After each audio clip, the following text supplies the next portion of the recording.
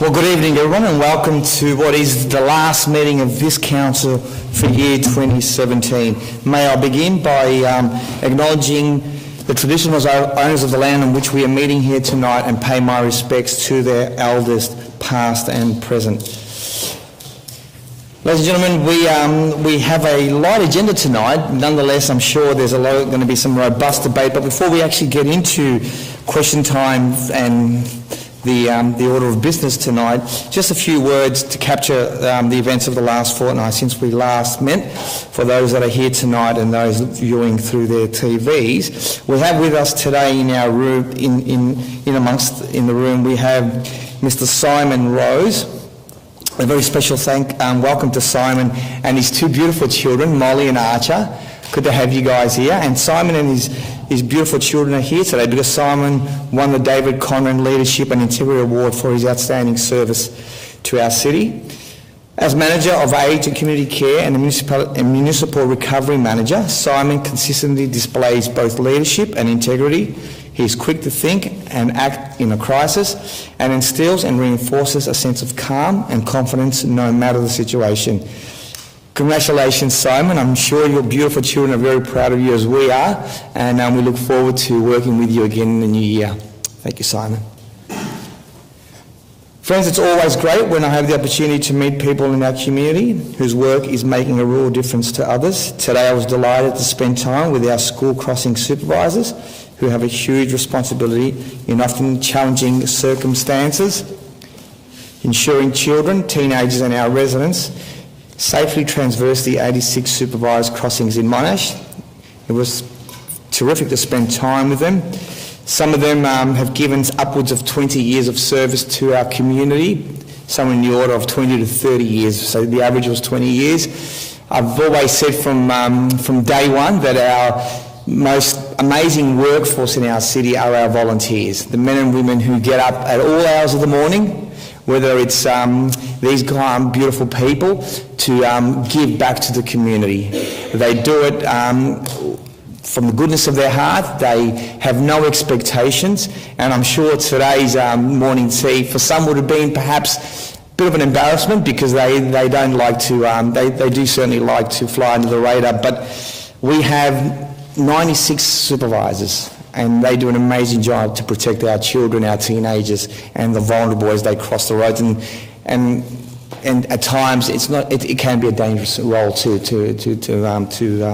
deliver, but we thank them and we wish them the best and also a happy Christmas moving forward. Heading into the new year, our Monash Community Safety Task Force under the leadership of philanthropist and advocate Susan Alberti and with the assistance of Victoria Police is exploring a new innovative approach to community safety and will focus on tackling unrealistic perceptions of crime in Monash. The task force is developing a transformative approach to improve community safety and tackle the underlying causes that influence the community's perception of community safety, and we will keep you posted at this important project as this project develops. I can say that we had our first meeting about a week and a half ago. Councillor Patterson, myself and Councillor Lake sit on that committee. The energy around the room and the enthusiasm was just electric, and we look forward to what this group will deliver, again, outcomes that will be far-reaching and to the benefit of our broader community. And finally, as this is our last meeting, as I said, from my family to yours and from our city to all of you, I would like to wish you all a merry and safe Christmas. We know that Christmas is a time when families come together and reflect on the year that's been. Let's spare a thought also that for those of us that have a privilege, or not privilege, but have the opportunity to spend Christmas, there's people out there who don't, and children who go without, and people who go without. So our thoughts and prayers are with them and their families, and I look forward, as we all do, to coming back in 2018 and continuing the great work that we do in partnership with each other, Council and the community.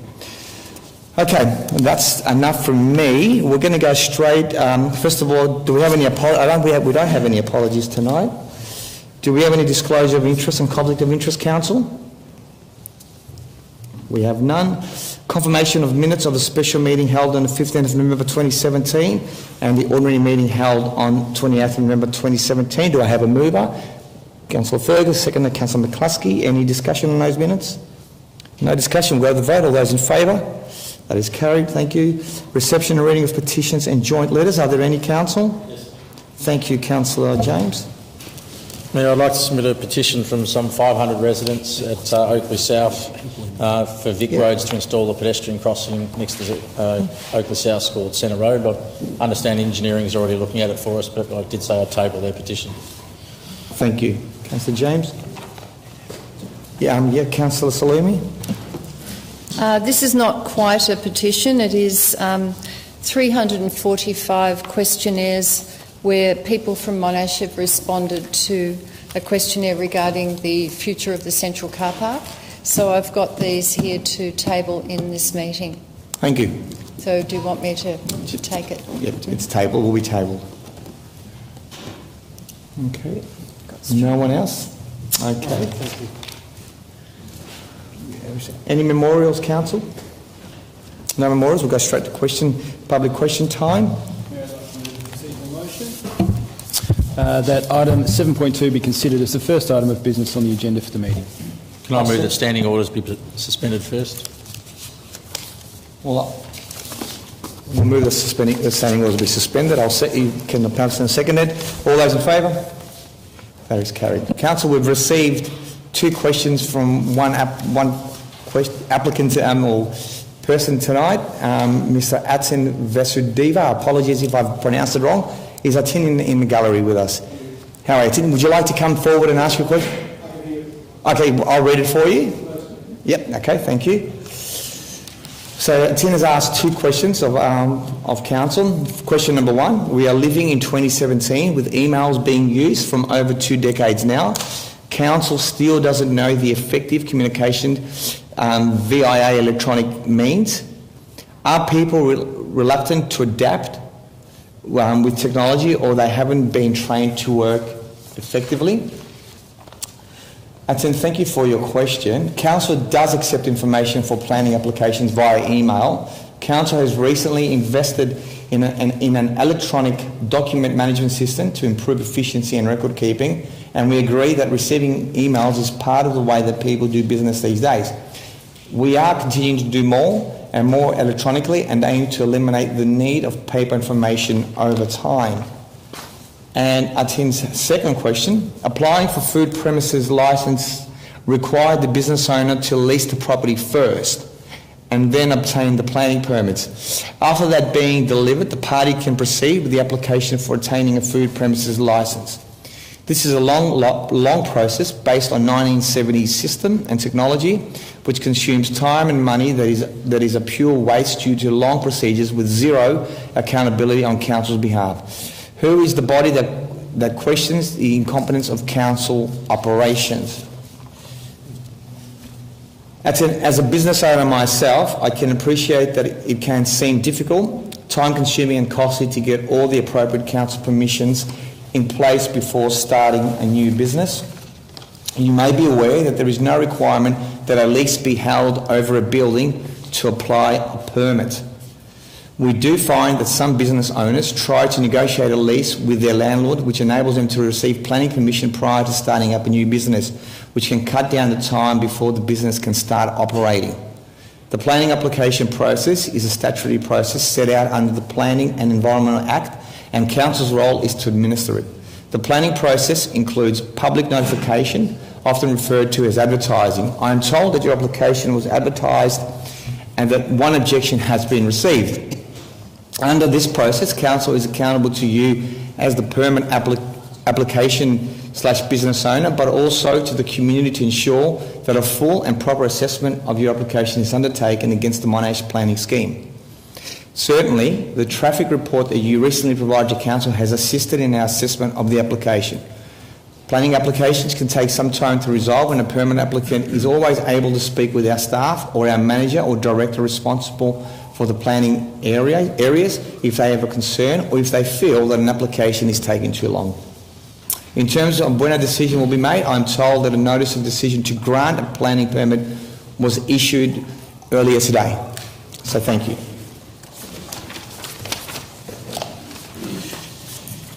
Okay, Council, we're going to go straight into the agenda tonight, city development, but before we do that... Mayor, I'd like Yes? to move a procedural motion that item 4.1, Kalula Reserve, be brought forward. And I'm happy to second that. All those in favour? Yes? Can we resume standing orders, please? So, that is correct. So, first of all, we need to... thank you, Councillor Ferguson. We resume standing orders, Mayor? And I will second it. All in favour?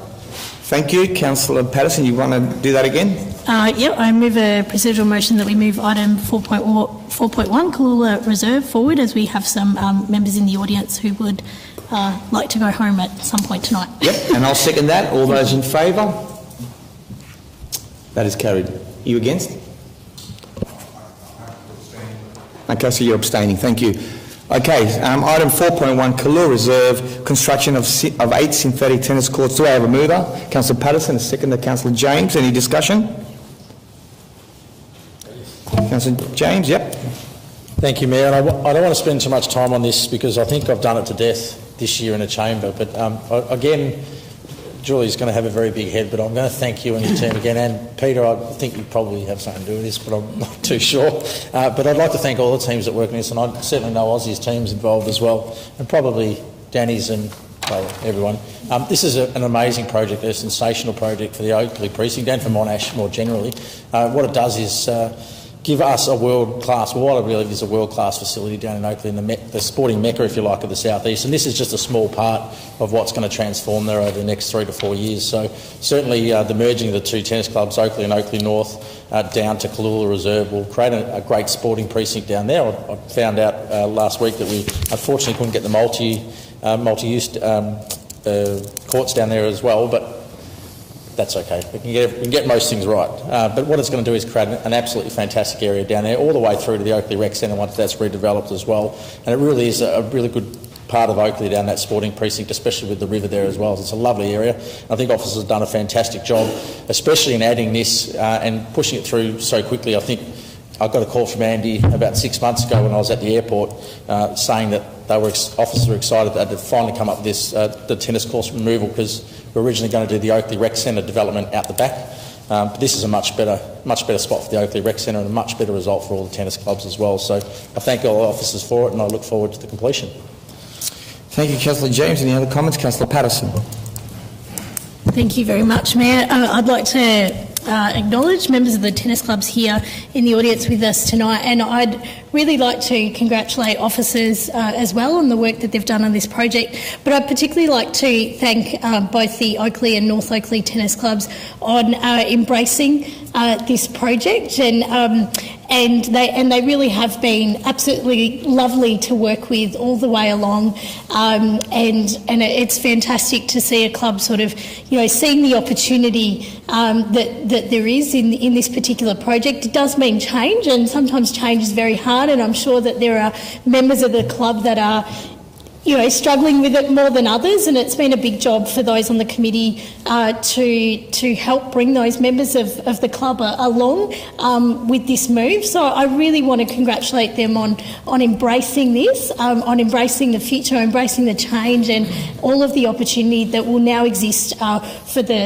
both clubs down at Kalula Reserve. I'm very sad to be losing North Oakley Tennis Club from the Mount Waverley ward, but I'm sure I can cross the bridge and come and see you for a try and play day every now and then, as I've done in the past, and we can grab a cup of tea. But congratulations to you. It's a very exciting project for not just for Oakley and Mount Waverley, but for the whole of the community. It puts some great sporting facilities there at Kalula that lots of people can and will access, and they'll be fantastic facilities. So thank you. Thank you, Councillor Patterson. Any other comments, Council, before we go to the vote? Councillor Salimi, yes. I don't want to put a damper on this. I have a bit of a problem with synthetic courts that only have a lifespan of 7 years, apparently. And then what do you do after that? Who's going to foot the bill for any repairs or any resurfacing? So I just wonder if the club is going to be able to afford to continue with the maintenance, or whether that's going to be allocated to council. The other thing is I've had conversations with constituents who were still upset that it was not going to be multi-use courts.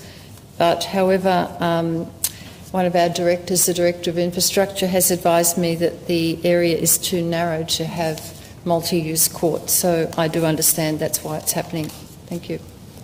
Any other comments, Council? I might just, in closing, just say that the services do not have just a lifespan of 7 years, I can assure you that. That's the warranty, and under that warranty provision, Council will undertake all that's required to ensure longevity, and then there's minor upkeep after that. Okay, Council, let's go to the vote. All those in favour? All those against? That is carried. All those in favour? Councillor Little, Councillor Fergus, Councillor Patterson, Councillor McCluskey and myself, Councillor Raffles, Councillor James, Councillor Choi, Councillor Lake and Councillor Davis, and against Councillor Salumi. Thank you. Okay, we now go back to City Development. Item 1.1, 1 Argyle Court, Glen Waverley, removal of 4 trees. Do we have a mover? Councillor Fergus, a seconder. Councillor James, any discussion? No discussion, we'll go to the vote. All those in favour? That is carried. Item 1.2, 292 Lawrence Road, Mount Waverley, removal of 6 trees. Do we have a mover? Councillor Fergus, a seconder, Councillor James. Any discussion, Council? No discussion, we'll go to the vote. All those in favour? That is carried. 1.3, 65 to 67 Railway Parade North, Glen Waverley, amend the existing permit which allows a 6-storey commercial building by allowing the construction of a further 4. This is a refusal. We have Councillor Patterson will move it, a seconder, Councillor James. Any discussion? No discussion. We'll go to the vote. All those in favour? That is carried. Item 1.4, Town Planning Schedules. Councillor, we have a mover, Councillor Fergus. Thank you. Councillor James will second it. Any discussion? No discussion. We'll go to the vote. All those in favour? That is carried. 1.5, Membership of South East Melbourne. A mover, Council. Councillor Little, Councillor Fergus will second it. Any discussion? Councillor Little. I'd just like to say this is an exciting possible development for Council. Council has traditionally been part of the eastern region, and yet in many ways, in terms of business, in terms of many of the things that Council does, our allegiances and our alliances really are probably better aligned with the councils directly to our south and southeast. The fact that we were invited to join, I think, was a very positive move. The costs, I think, involved in this are well worth the effort, and I think we will find going forward that this is it should be a very productive way of getting regional discussions going and advocating the state government for the southeastern region. So I see this as a very, very positive move. Thank you, Councillor. Any other discussion, Council? No. We've got yes, Councillor Zagrafis.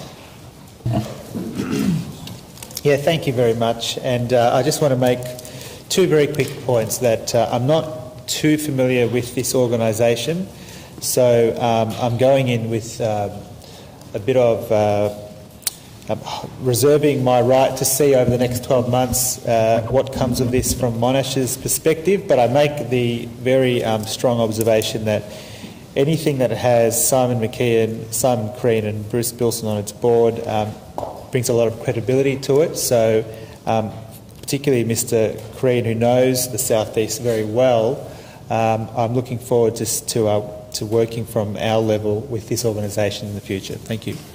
Any other comments, Council? No, we'll go to the vote. All those in favour? That is carried. Item 1.6, proposed road discontinuance of Government Road in Kalula Reserve, 88 Drummond Street, Oakley. Councillor James, seconded. Councillor Patterson, are you scratching or moving? Councillor Little, seconded, sorry. Councillor James did move it. Any discussion? No discussion. All those in favour? That is carried. It's like being at an auction. You never raise your hand unless you're bidding. Okay, item 2. Okay, Community Development and Services. Council, item 2.1, International Gambling Conference 2018. Do we have a mover? Councillor Little, Councillor Patterson will second it. Any discussion? Councillor Davies. Thanks, Mayor. Look, I don't support this this trip. I think look, the expenditure is a bit needless to go to this conference. And in fact, I mean, they're supposedly inviting us, but it says here that we're actually paying for the conference costs as well. So I would have thought if we were invited to speak that they would have forgiven the conference costs. But in any event, I think this is it's an unnecessary trip, and I just don't support it. Thank you. Any other comments, Council? Councillor Lumi. I have the same problem. If the person is going to be a speaker, why should they pay for the conference? It doesn't sound right to me. The other thing is I don't necessarily approve of travel overseas. I didn't approve when Councillor James was going to Western Australia for a transport forum, and I think that we have so many conferences here. I don't know about anyone else, but I know that the councillors are getting invited to conferences and events almost, well, definitely weekly, and I cannot see the point of this, quite frankly, so I'll vote against it as well. Perhaps if we didn't have to pay the fee for the conference, that might be a bit different, but it seems a little bit like they're double dipping. Thank you. Any other comments, Council? Councillor James. Mayor, I'm flabbergasted. We've got a $180, $190 million budget, and we're sitting here scribbling over $1,500 to send a professional in their field to go and speak at a conference in New Zealand. I say, just send him.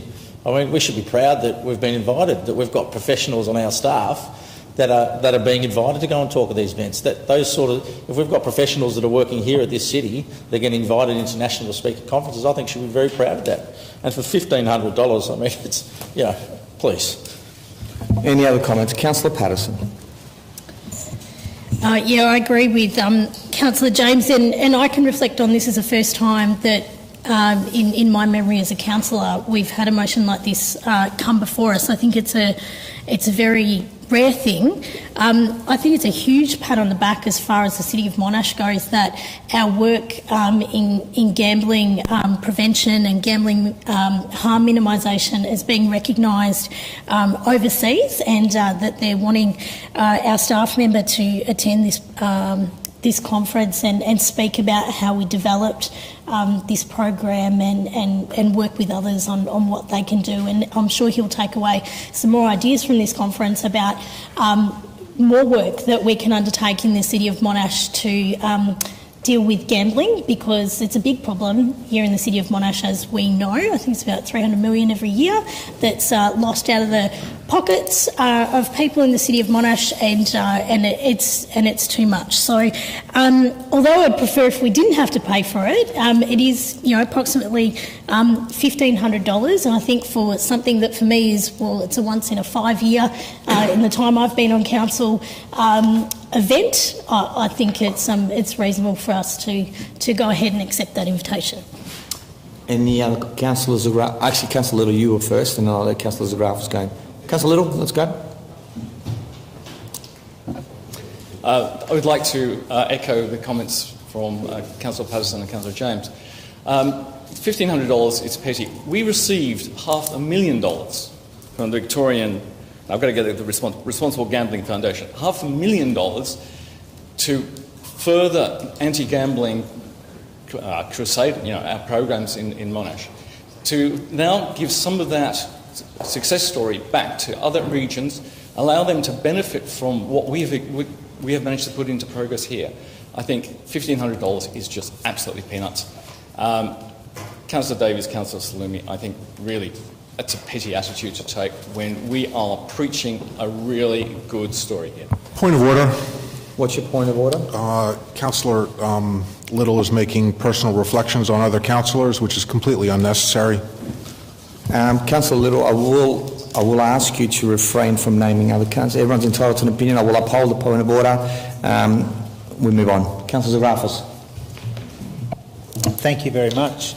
And although I agree that $1,500 when compared to our budget is, a speck of sand, any public dollar needs to be scrutinised before it's spent. And that's what we're doing here. Some of us will agree and disagree. I think that, this is not a reflection on our officer, Mr. Harricks, in any way. This is something that comes to us as a responsibility to weigh up the benefit. And I personally don't see that it's necessary to go overseas. I wouldn't have any issue with officers talking about the work that they've done on behalf of our residents and ratepayers within Victoria. There might be a case to travel interstate, and that would probably be an operational issue. But it's good that this has come to our council meeting. It is rare, but I think it has happened at least twice in the last term, not with this issue of policy, but I think it might have been in planning or design or architecture, but I'll look back at our minutes in the past. So we just need to be careful here that this doesn't set a precedent that we will get more of these in the future coming to us, and then the people of Monash will be right to say, well, is this another council just going overseas when it shouldn't be? And just finally, I do make the point also that I don't know of any councillors who have been going overseas in the city of Monash at ratepayer expense. So, that might be something to weigh up before councillors make this decision, in the sense that other councils do. My view is that if you want to go overseas, you pay for it yourself, pay for it privately, and so that's something that should be made, the distinction should be made before we decide on this issue. I'll be voting against it because even though it is a small amount of money compared to our budget, every dollar does count. And I think the City of Monash residents and ratepayers will say, well, this isn't really that necessary. Let's talk about the work in a different way from Melbourne, from Victoria. There's no need to send people overseas, notwithstanding that it's only across the ditch or across to New Zealand. It's not going to Europe or anything like that. I take that point. And it will be spent efficiently, I hope. But I don't think this is necessary, to be frank. Thank you. Any other comments, council? No other comments. We'll go to the vote. All those in favour? Against? That is carried. Sure. All those in favour? Councillor Little, Fergus, Councillor Patterson, myself, Councillor James, Councillor Choi, Councillor Lake. Against? Councillor Salumi, Councillor McCluskey, Councillor Zagrafos and Councillor Davies. Thank you. Item 4.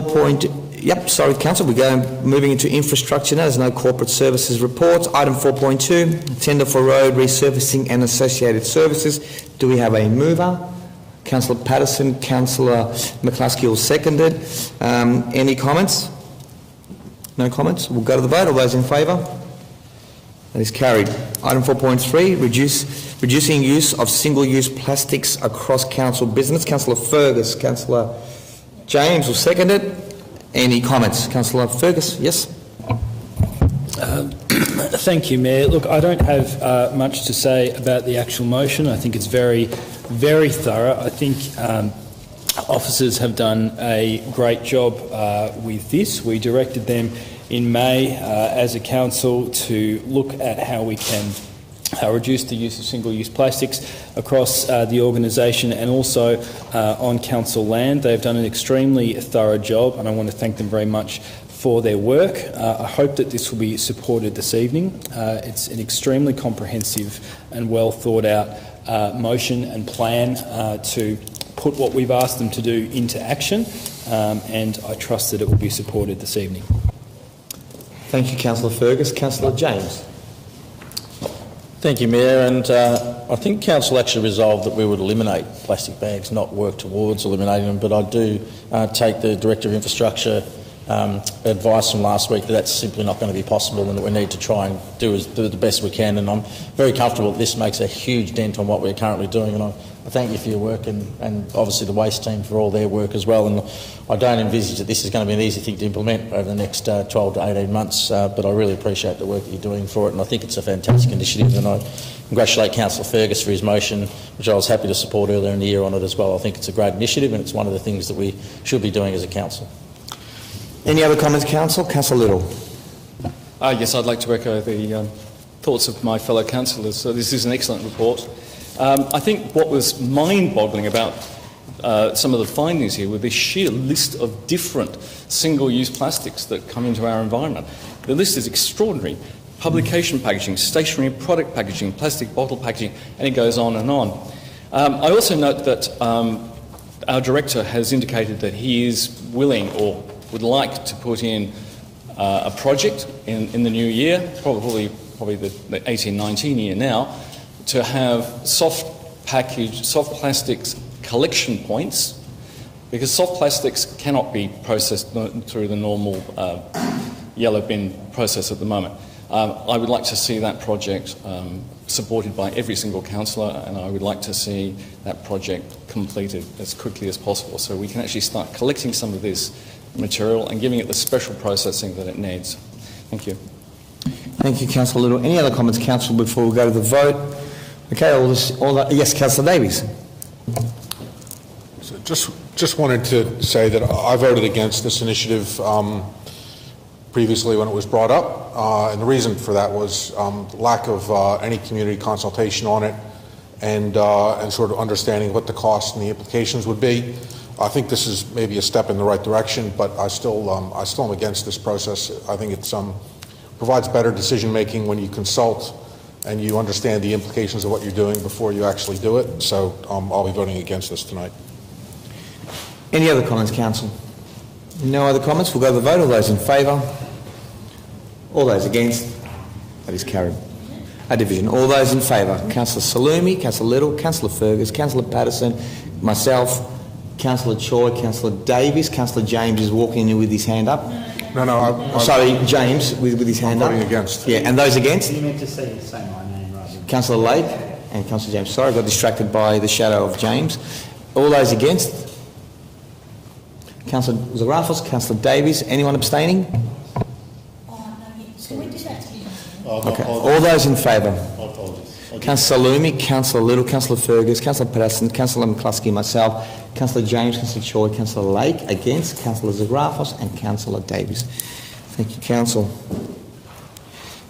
Okay, moving along to Chief Executive Officer Report, Assembly of Council Records, item 5.1. I'll move that. Do we have a seconder? Councillor James, any discussion? No, we'll go to the vote. All those in favour? That is carried. Thank you. Committee reports, there are none. Notices of motion, Council. Item 7.1, Council's discretionary fund applications. I'll move it. Councillor Patterson will second it. Any discussion? No, we'll go to the vote. All those in favour? That is carried. Thank you. 7.3, acknowledgement of country. Councillor Fergus will move it. Councillor Patterson will second it. Any discussion, Councillor Fergus? Thank you. Thank you, Mayor. Council, I brought this to us this evening. I think it's been wonderful how Councillor Patterson, when she was Mayor, and Mayor now in your term, you're both acknowledging the traditional owners of the land at the start of the meeting. I think that's excellent, and I know for both of you that's something that you do because you wish to do it, not something that's a matter of repeating that as a rote start to the meeting. What I'd like to see happen, I have worked with Nick Andrianis to have a bit of a look at what other councils do in this regard after I took this idea to him, and he helped me discover that some other councils are also including a written notice of acknowledgement on their agenda, which I think is an excellent thing to do. It provides some form of consistency, of recognition that all of us on council can be a part of and say that we want to do, and it allows for the Mayor of the day to continue in their discretion for what they say verbally at meetings, but it allows us to put our stamp as a council on it as well. After some consultation with the Monash Reconciliation Group, we've gone with an extremely simple acknowledgement at their recommendation, and I'm quite pleased to support that, given that is their recommendation. What's proposed here is that it just sits on the back of our title page and is there as a written recognition on our agendas for everyone to see. So I hope that Council will support us including this in future agendas. Thank you, Councillor Fergus. Any other comments, Council? Councillor Davies. So I did reflect on this issue for quite a while when I was reviewing the notes here. I do think this is overly bureaucratic to be putting something like this into our papers, and there's all different ways that we could be doing this, and we could put it on 1,000 different pages, and we could broadcast it from the street, etc. But so I thought, I guess we are a very diverse community here in Monash, and so what might be important to recognize to one person or one group of councillors may not be that important for others. But there are so many people that we could, so many groups that we could recognize here in Monash. I really don't think it's fair to just single out one for this type of individual recognition. And from my perspective, I could say, well, Australia might not even be a country if it wasn't for the U.S. Servicemen and servicewomen who came to fight out here to defend Australia during the Second World War. And I think we owe them a tremendous debt of gratitude. Just incredible that we actually have a country here that we can put these type of notices in our minutes, in our motions.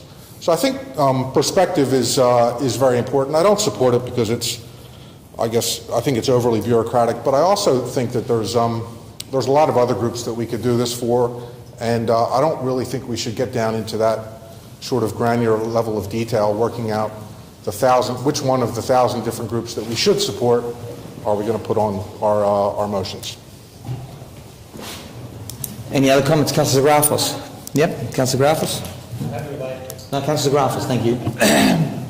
Thank you very much. And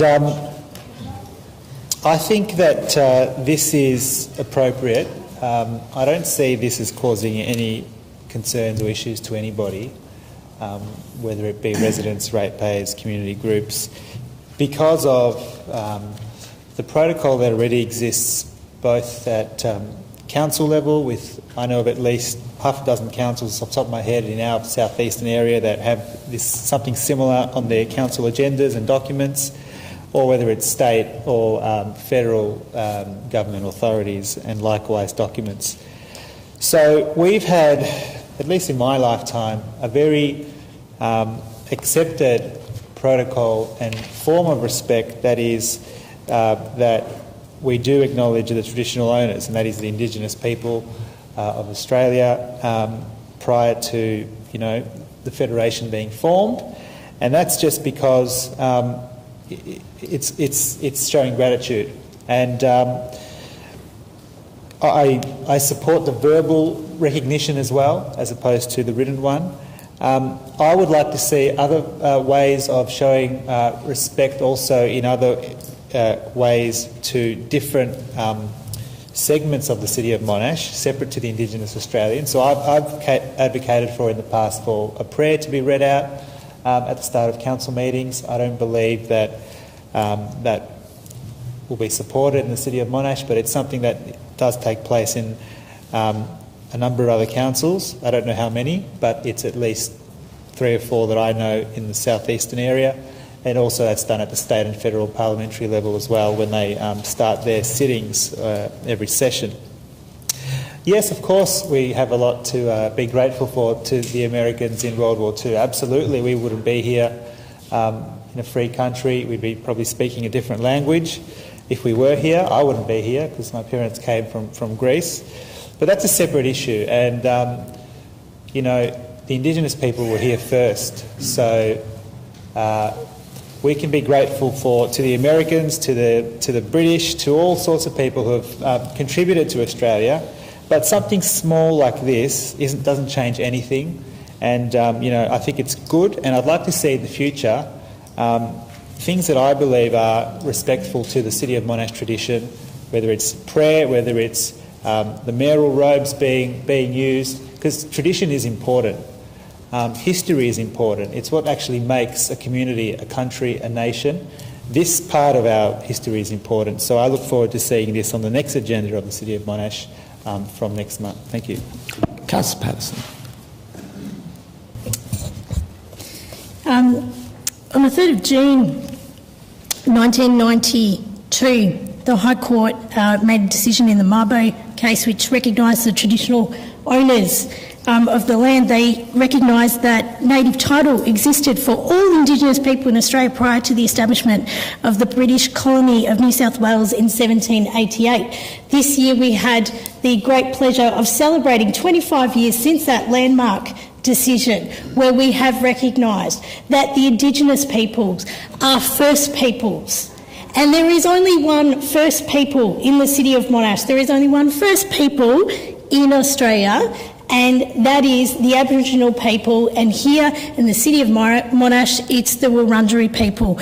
We recognise them because it's the right thing to do. We recognise them because they were here first, and we recognise them because a High Court decision in 1992, 25 years ago, says that they are the First People and they are entitled to rights over this land. So that's why we do this. I thank Councillor Fergus for bringing this motion. I don't believe it's bureaucratic at all. It's a very small gesture to put on our documents that we recognise the First Peoples of this land. And if anyone doesn't know anything about the Mabo case, I recommend that you at least go and watch The Castle, because it references the Mabo case and how important it was, and how important people's land and their home is to them. And it may not seem much, but it is a very important gesture that we make as people who govern, these lands now. It's a very important gesture that we make, that we are not the traditional custodians of this land, that our rights to this land have come via other people who underwent much suffering for us to have it, and the landscape was completely changed by white people coming in. The culture was completely changed. It's a very, very small thing for us as a council to do. I believe it's absolutely the right thing to do. I thank Councillor Clisaris for also continuing to open the council meetings with the recognition of the Indigenous people, and I thank Councillor Fergus for bringing this motion this evening. Any other comments, Council? Councillor James. Councillor Patterson, tell him he's dreaming. Mayor, as everyone in this chamber knows, I've been Deputy Mayor for the last 12 months, and I don't recall ever standing before any group in our city and not mentioning the words and thanking the elders before I even mention anything else. And I know Councillor Patterson's done the same, and I've noticed you've done the same anyway. But Mayor, this is exactly why we have live streaming, so that people can watch what councillors say as they look at the Aboriginal flags pasted behind us. Any other comments, Council? No. We'll go to the vote. All those in favour? All those against? Division, that is carried. Okay, all those in favour. Councillor Salumi, Councillor Little, Councillor Fergus, Councillor Patterson, Councillor McCluskey, myself, Councillor Zagrafos, Councillor James, Councillor Choi, Councillor Lake, and against, Councillor Davies. That's carried. Thank you. 7.4, Glen Waverley Car Park, non. Councillor Salumi will move it. Councillor Davies, I'm assuming, will second it. Any discussion? Yep. I just noticed that Councillor Patterson was saying how much and how important it is for people to acknowledge that they own the land. And with regards to Central Car Park, I noticed that the established residents and ratepayers of Glen Waverley and Monash feel that they own council land and they don't want it seen to be sold off. The report states that we have spent $640,000 since the start of the EOI, the Expression of Interest process, for the Central Car Park site. You can add on to that the $362,000 plus and the $200,000 plus for the master plans and structure plans, which incorporated the library at that site, and that was of the behest of the Master Plan Steering Committee rather than the Master Plan consultants, because they were brought in and basically told that they had to put the library on the Central Car Park site. I have tabled this afternoon the 345 responses to a questionnaire that I wrote up and distributed widely throughout Monash. They keep coming into me, and you'll see when you open up the parcel there that there's also envelopes, because people made a point of actually putting these into my letterbox. They were posting them with $1 stamps, they were sending them as SMSs, they were sending them as emails, they were mailing. These people are all very concerned about what has been happening at Central Car Park, and I want to read the question that was asked of the people on the phone poll. There was 337 people that were responded to a phone poll, only to landlines, within 2 weeks of the meeting of the 29th of March 2016. And it wasn't until question 11 of 14 questions they were asked one question about the library. And the library question was, the Glen Waverley Library is more than 30 years old. If the development incorporated a new, significantly improved state-of-the-art library, would you be more likely or less likely to support it? And from 69% of people saying yes to that, we have gone on this merry-go-round where we're gambling with ratepayers' money, and you don't like gambling, but you've been doing it for the last 4 years, and gambling on the fact that it might or might not be cost neutral, and we know that it won't be.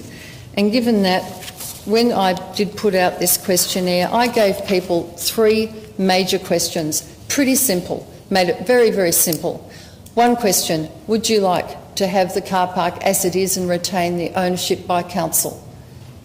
That was option 1. Option 2 was, would you like this as an open space with underground car parking, up to 700 cars, and paid after 2 hours? I might add, and paid after 2 hours, so it was introducing paid parking.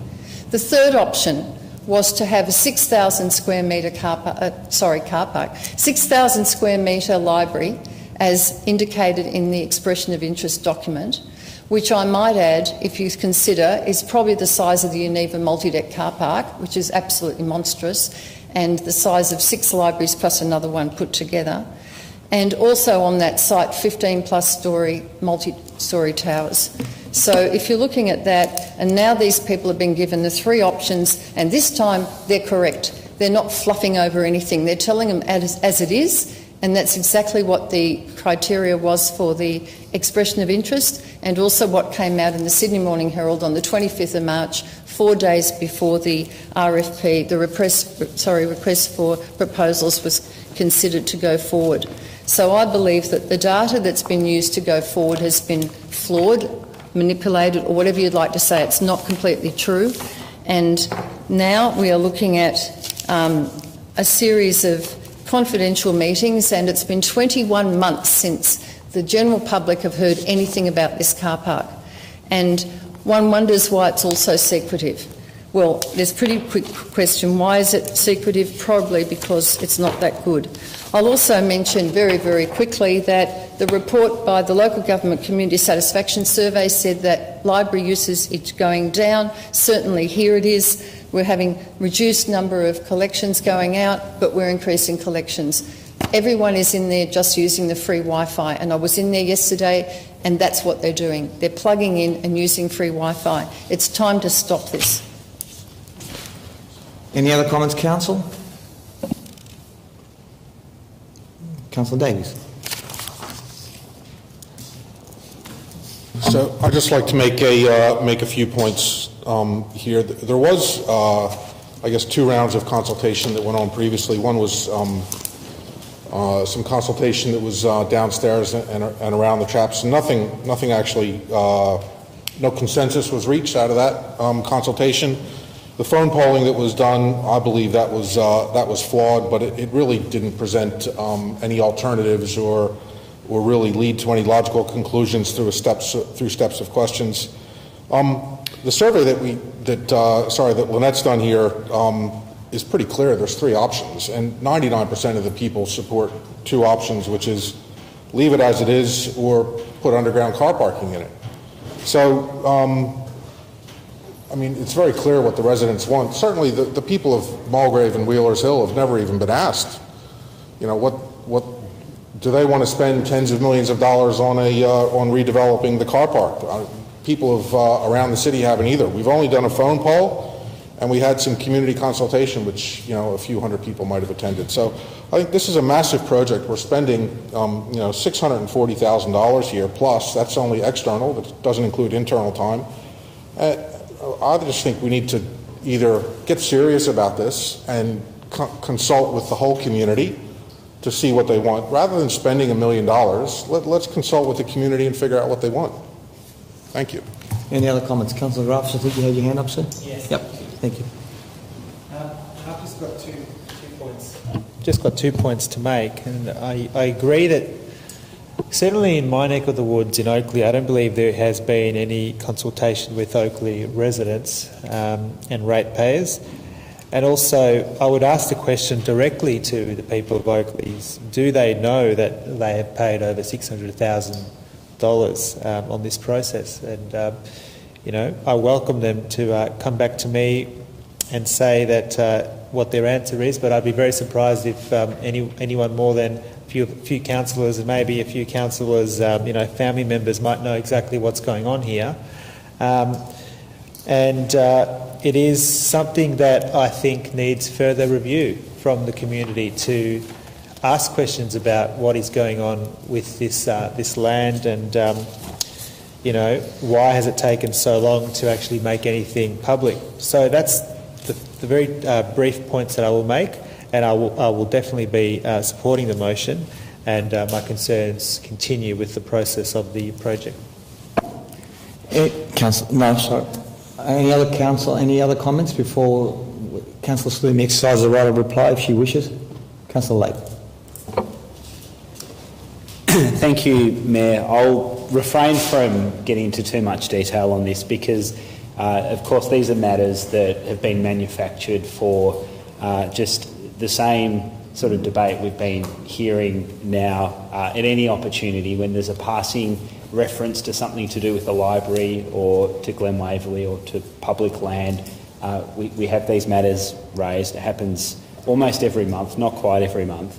But I do want to respond to the inaccurate picture that's been painted around the consultation process. And it's important for people to bear in mind, I think as most reasonable people around this table would acknowledge, that this has been a process that began many years ago, began before I was on council and yourself, which I'm sure you would acknowledge is a long time ago, with a previous group of councillors. In fact, I think it might have even been before councillors during the years of the commissioners.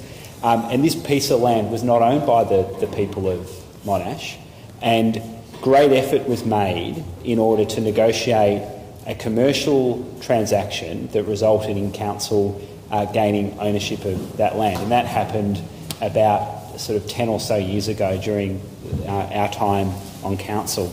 And the intention was always that this is a piece of land that is the jewel in the crown for Glen Waverley. There is great potential to realise community benefit with that piece of land. And through a formal process that began in about 2011, 2012, that has been all this council has sought to achieve with that land. There's been no preconceived ideas about what that land should be used for, except for this. And this is the important part, Mayor. That land has greater value to the community of Monash and to Glen Waverley than just as an at-grade car park.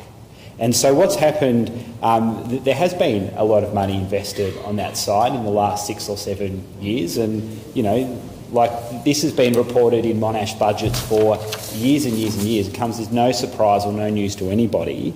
But there has been careful process, first through a master planning process, then a structure planning process, community consultation at every turn along that way. And most recently, which has preceded the expression of interest process and then the RFP process that we're currently in the middle of. It's a confidential process. It will resolve itself sometime next year and there'll be public involvement in any decision that flows from that. But the important thing is that there has been public consultation every step along the way. Right. And the suggestion that people have not been consulted is simply wrong. Every single ratepayer and resident in Glen Waverley has received a letter directly addressed to them from this council a couple of years ago telling them about the opportunity presented by this land and seeking feedback on what they'd like to see on that land. Now, as you would expect, when you ask 30,000 people what their ideas are, you get many different ideas back. The most quirky one that I can recall was the idea of a frozen lake where people can go ice skating in winter. Councillor Salumi and others, had a particular view, not a particularly popular point of view when it comes to, the sentiment that was expressed by other people, but, they're entitled to their view nonetheless. And Mayor, that's the process that we've been in and that we continue to be in. And there will be an opportunity for people to have their say around this table first, and if there's support around this table, then in a public forum later on after confidential processes have exhausted. But Mayor, I think it's improper for people to continually try to rehatch, the same old misguided arguments, the same old aspersions on this process that suggest that consultation hasn't happened properly, and suggesting that a scientifically administered survey, phone survey, that tried to get to the silent majority that haven't expressed a view, haven't been pushed to, by some around this table to, adopt a particular view consistent with theirs, to find out what they think. And what we have there is a rigorous assessment conducted by an expert, professional who works in this field who's given a view. So, Mayor, as you know, this is something that, we will consider next year, and there'll be community consultation before anything at all happens on that land. Thank you. Anyone else wish to make any comments? Councillor Little. I don't want to talk about the car park. I want to talk about this NOM, because to me this is a non-NOM. It doesn't have... it's the process involved here. But we've got a NOM in front of us which really has no substance whatsoever. It has no cause, it has no background, it has no issue that is asking council to decide on. And if we are to note something, there is nothing externally, no new information coming into council on which we are duly to make note. So to me, this is a non-NOM. You have to come to the conclusion then that it has been designed purely and simply so that certain councillors can get 5 minutes of microphone time to air their particular views, or to, as Councillor Lake quite clearly put it, to rehash views that they have made very well known to council and councillors for a considerable amount of time. Now, that leaves me in a bit of a quandary. I can't vote for this because, in fact, there's nothing to vote for, and I can't vote against it because there's nothing to vote against. So, for the very first time on council, I'm going to abstain from this motion. It is a non-motion. It is an excuse. It disturbs me that it sets something of a precedent that councillors can just raise a non-existent NOM to note something that is, in fact, not noteworthy at all in order just to get some microphone time. So, for the very first time, hopefully the only time of my time on council, I will be abstaining from this vote. Any other comments? No, sorry. Can I make a personal explanation? No, you can't. Sorry, you can't, Councillor Davies. No, sir, you can't. Any other comments before Councillor Luby? Have you spoken? No, you haven't. Councillor James. Mayor, I might just firstly ask a question to the Director of City Development. Is that figure factually correct? Through you, Mayor, it's approximately $640,000 has been spent on the process to date. Thank you. Mayor, based on that, and not all the other crap that people have been side-wiping off and going on tangent directions about surveys, that's not what the NOM is in front of us. The NOM in front of us is that council notes it's spent approximately $640,000, which I'm told by our director is factually correct.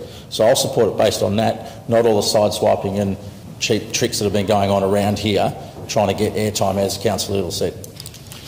Any other comments? No. Councillor Levy, right reply. I think it's about time there was some airtime so that some people, and people who are listening on live streaming, know exactly where we're at with the Central Car Park development, because it's been going on for 4 years and it's been just draining money out of our coffers.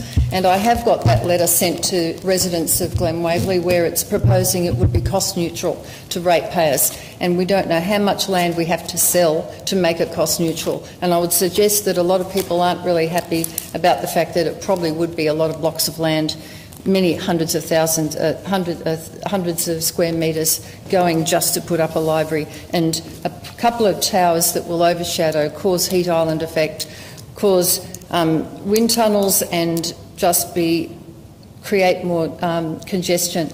I would like to say that option one, we had 40 people that wanted to leave the car park as it is, and then there was 302 out of 345 that wanted to have open space with underground car parking and paid parking, which we've always been told no one wanted it, but they are happy to have it. Option three, which was the current course that we're taking, 3 people, that is under 1%, 3 people wanted the library on that site. Now, this is bigger than your phone poll. This is 345 people. The phone poll was to 337 landline only, and it was just within 2 weeks of that meeting that you had to push it through. I might add that in all of your campaign documents, Councillor Lake, you say you have priorities we share. If you shared the priorities of people of Glen Waverley and Monash, you would be saying, no library there, this one here is big enough, the only thing they're using is Wi-Fi, and they're not using anything else. You go in there, perhaps you should go in there. Yesterday I was in there, they're all plugged in on their own devices. That's why there's 62,000 Wi-Fi sessions in that library, but that's no more really in comparison to Mount Waverley. And where's Mulgrave in this, and where is Oakley in this? Those 2 suburbs need a better library. We don't. Our school here can open up after school and let those children go in there. Why have an asset sitting empty for 2/3 of a day? It doesn't make any sense. We should be looking at how we can be a little bit more clever about using our facilities. And I might add that when I was a ratepayer advocate, I found out from the Director of City Development that after the EOI budget was $130,000 and the request for proposal budget was $100,000. That means to me that we've got an overspend of $400,000. And I think that the people that are in the audience, the people that may be listening on live streaming, and all of our people deserve to have a say. And the fact that you talk about this happened many years ago, we've had a change. I don't know if you've noticed, but all of a sudden there's overdevelopment in this town, and that's all new. 5 years ago we didn't have this. Now we've got a 20-storey, a 15-storey, a 14-storey, a 12-storey, 11-storey, 10-storey, and 8-storey, and maybe a 13-storey, and a 6-storey and a 6-storey, all going up within 150 metres of the station. And we've got no open space, not any open space at all. These people will not have backyards, they'll have balconies. And for our own children's sake and our children's sake, we have to have some sort of green lung for our city. And this is where these people, and I might add, don't think there's an ethnicity situation here, because I would say that probably at least 45% of these respondents are people from Asia. They're not people that, like all these high-rise. They've actually left these countries so that they can have fresh air. We've been talking about Monash as a garden centre. Well, I spoke to a girl yesterday and she said, I love Camberwell, there's greenery. Here there's nothing. If we put up high-rise to what you're talking about, we're talking about 9 high-rise within 150 metres of the station, within 200 metres of the school. Where are these people, the workers in all of the Glen, the people that work in the council, the people who work in all these businesses? Where can they go for a free lunch? They have to go into a restaurant seat, because there is nowhere for them to sit and rest that is in green where they can sit without having to pay. And it's just absolutely despicable and unconscionable that you are not considering open space and you're not considering your own constituents. Thank you. Okay, Council, we'll go to the vote. All those in favour of this nom? All those against? Anyone abstaining? Okay, that nom is gone through. Thank you.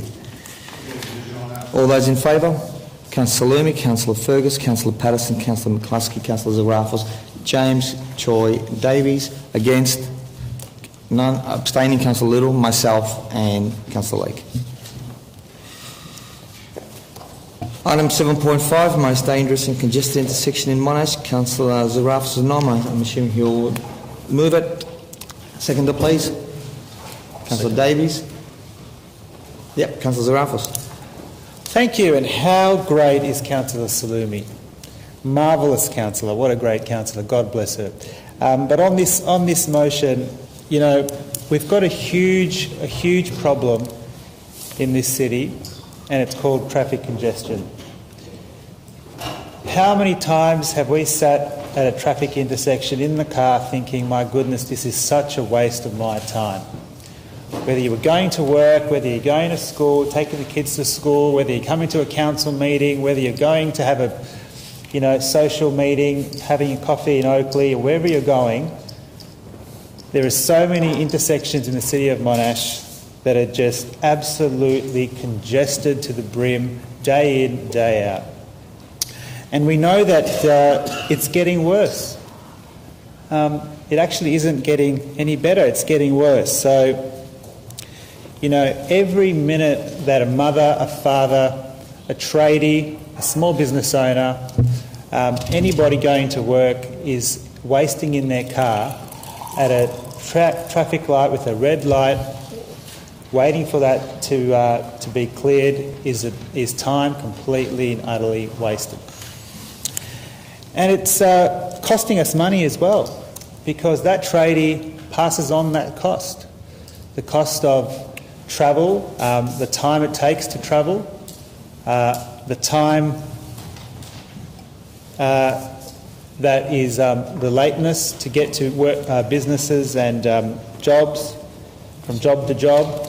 The cost is passed on to the consumer. Traffic congestion costs Victorians and the City of Monash residents many millions, and across the state billions of dollars. It simply can't go on like this. What the notice of motion does say is that it welcomes the commitment from the Victorian Coalition to grade separate 55 of the most dangerous and congested road intersections in Melbourne, and particularly because it's going to do so at those intersections in the city of Monash in point 2. Those that have been causing our residents so much grief for so long. We know that people have died at intersections, either as pedestrians or in vehicles, and of course people are injured almost daily. This is aimed at not only stopping congestion but also saving lives. We know that level crossings are being removed, and partly because of the safety increase that will bring to the community.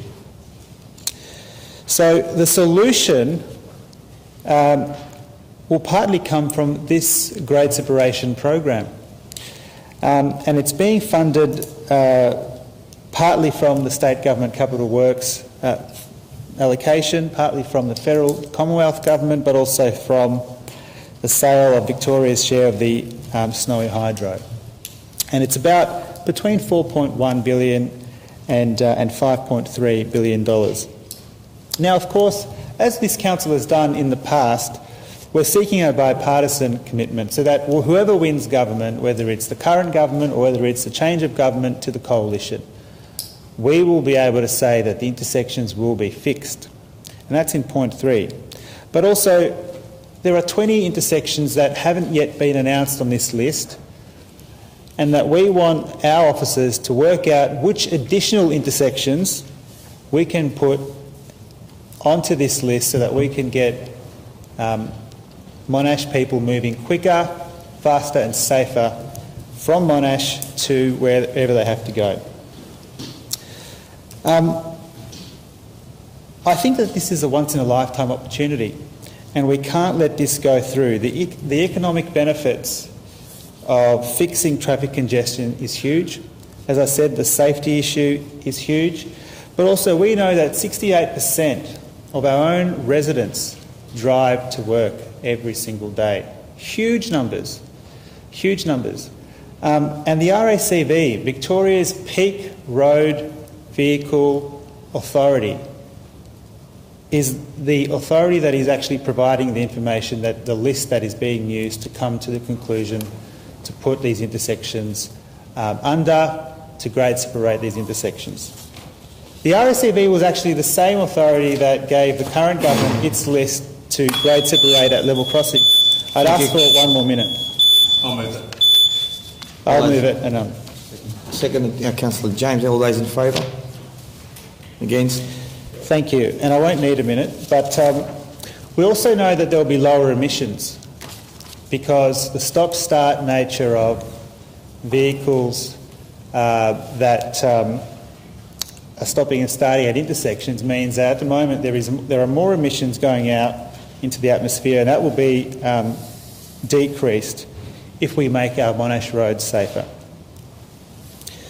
So I hope that Council can genuinely look at this and say, well, we know that there's an election and we know that the current government might be re-elected. You don't know at the moment. I think it's probably 50-50 if you look at the political pundits. So there's a 50-50 chance that there could be a change. But let's lock it in and say, whatever happens, we will have a bipartisan, take the politics out of it and actually get infrastructure progress for the people of Monash, particularly those that drive on Monash roads. I recommend this report very strongly and I look forward to a very genuine discussion. Any other comments, Council? Councillor Fergus. Mayor, I'd like to propose an amendment.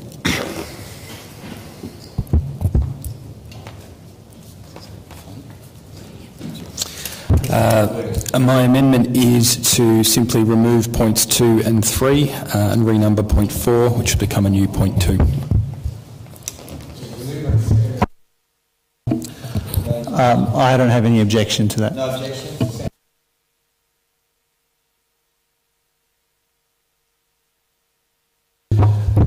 Thank you, Mayor. I couldn't support Councillor Zagrafis's NOM in its original form. I'm not across enough of the policy detail, and there, from what I have seen, there remains quite an amount to be fleshed out. Also, I'd rather be advocating for and supporting investment in public transport and active transport infrastructure locally. I think there are better things that money could be spent on. However, I am supportive of Councillor Grafis's intent that if Matthew Guy's to become the new Premier after the state election next year and we see a coalition government in Victoria, if there is going to be money spent on improvements to roads, I don't see any reason why some of that shouldn't happen in our city, and so I'm prepared to support that aspect of the NOM. However, I would say very clearly I think our focus should be very squarely on public transport and active transport. That's what we've got in our integrated transport plan. That's what we've got in our healthy and resilient Monash strategy. That's what we've got in our council plan. But if there is money going around for this sort of thing, I don't object if Councillor Zagrafis wants us to have a look at how we can get some of that investment locally.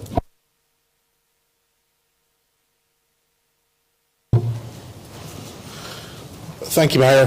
I think there's certainly it's been well recognised and well known in the community that Springvale Road is a problematic road.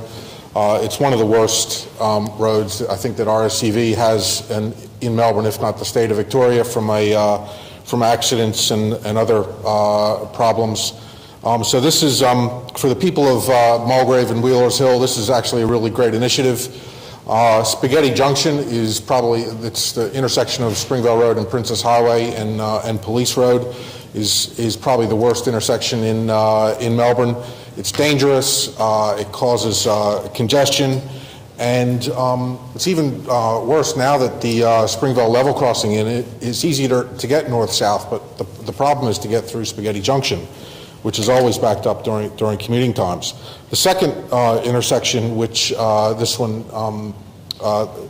this proposal by the opposition is affecting, is the intersection of Ferntree Gully Road and Springvale Road. So that's two significant intersections on Springvale Road that will be removed if they're so elected.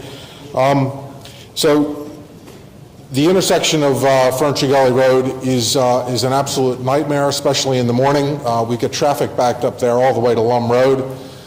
trying to get onto the freeway. It's a very significant issue from a local traffic perspective. We're actually doing a traffic study, we're about to start a traffic study of the Brandon Park area, which has a spillover into that intersection. So these two intersections are very important to get fixed. They are problems, and we'd certainly, people of Mulgrave would certainly love to see them get fixed. It addresses two real problems in the community. One is community safety, and we want to ensure that that accidents don't happen. And by removing level crossings, we reduce the number of accidents. We reduce congestion. We reduce road rage, which I think there was an incident of road rage that just happened at the corner of Ferntree Gully and Springvale in the last week or two. So community safety is important, and removing these big bottlenecks does improve the safety of our community. So that is very important, and if we can save a few lives, we should absolutely make those investments. The second thing it does is it removes bottlenecks, and it makes commuting go faster. And if anybody's studied a complex system, you know that you look in a complex system, you look for the bottlenecks, you remove the bottlenecks, and the traffic disperses to the smaller bottlenecks. But because the smaller bottlenecks had extra capacity, the throughput of the whole system improves. So that's why people in complex systems like roadways look for those big bottlenecks. That's where you target them. And when you target them, yes, the bottlenecks will move on to somewhere else, but there'll be smaller bottlenecks because the system has the capacity to handle it in other places. So I think overall, look, this is going to be positive for productivity, positive for community safety, getting people to work on time better. And in addition, we should be looking at this to lobby to get the remaining intersections, which haven't been identified, to get some additional investment into Monash. I think it's very important that we actually have a look at our roadways and say, oh, there might be an opportunity in one or two more of our intersections or more. Let's try and lobby to get them included into this 55 or this group of 55 level removals. So, look, I think it's a good initiative. I think we should lobby continuously, and certainly the people of Mulgrave welcome it.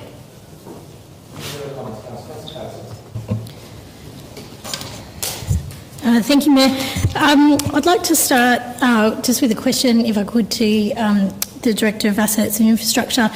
Are you able to tell me, we did a integrated transport study in the last couple of years. Did the integrated transport study identify that any undertaking such as this was useful for easing congestion in the City of Monash?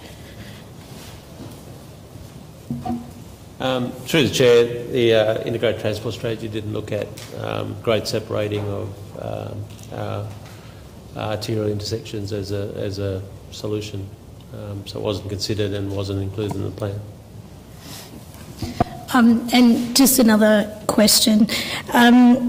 Could you just tell me whether you believe that this will actually reduce congestion overall in the City of Monash as an engineer?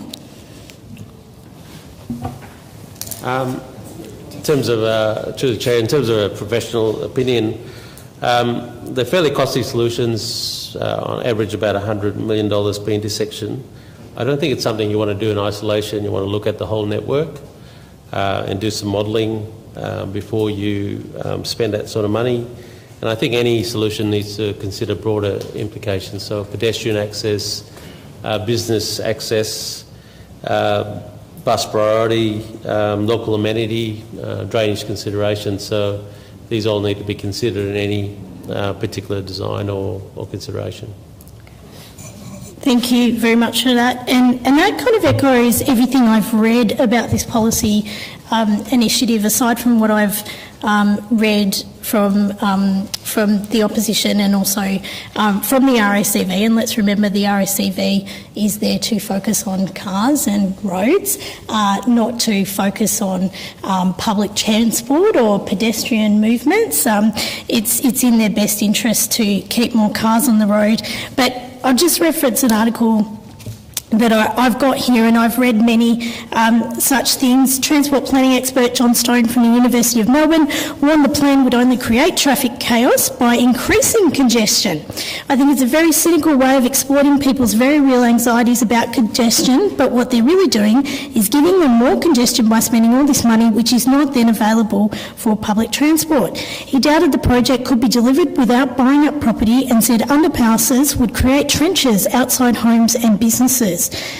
So, with that in mind, I don't think it's a project initiative that we should be sending our engineers to go off and research more intersections, because I would personally rather see this project out of the City of Monash, and whatever money they were planning on spending on intersections here in the City of Monash, I would like to see going to public transport in the City of Monash.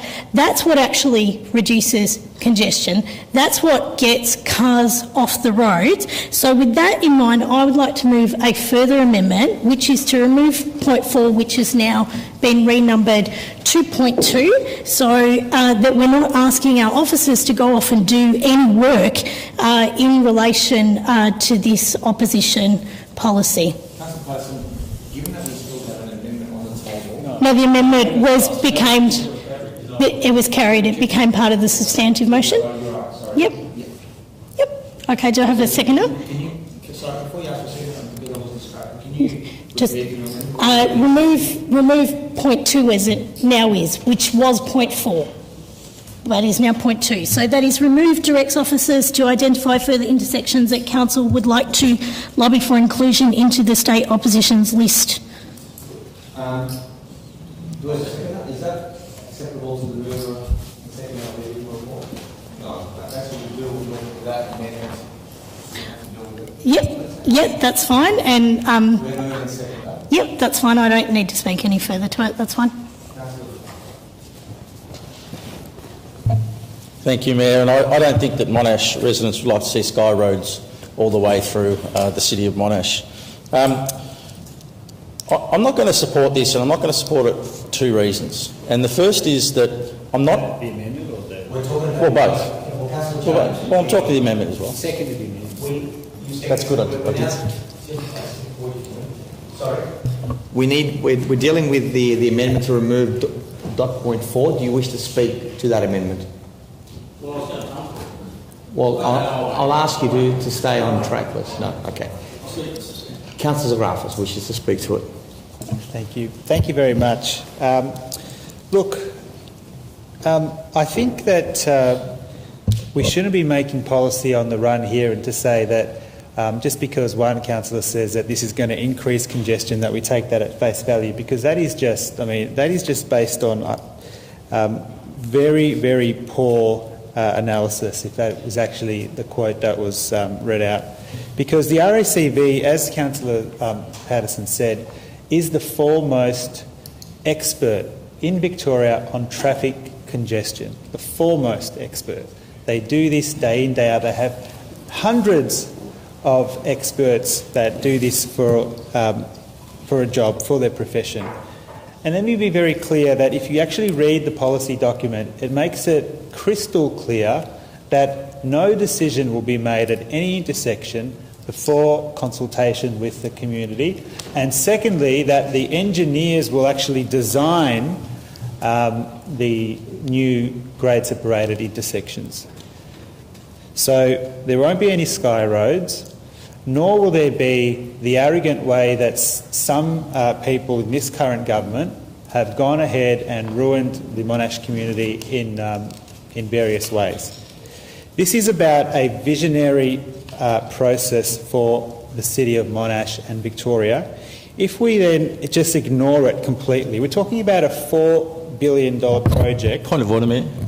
Yes, what is your point of order? Is Councillor Zagrafis talking the amendment still? Yeah. So, Councillor Zagrafis, I will uphold the point of order and ask you to speak to the amendment which seeks to remove point 4. So please keep to So what I was going to say is that if we remove point 2, we are neglecting to do the due diligence against this policy, first of all, and actually get a professional response, because what the director actually said was a number of elements need to be considered before a decision were made on each grade separation, and he said that the cost at about $100 million each was high.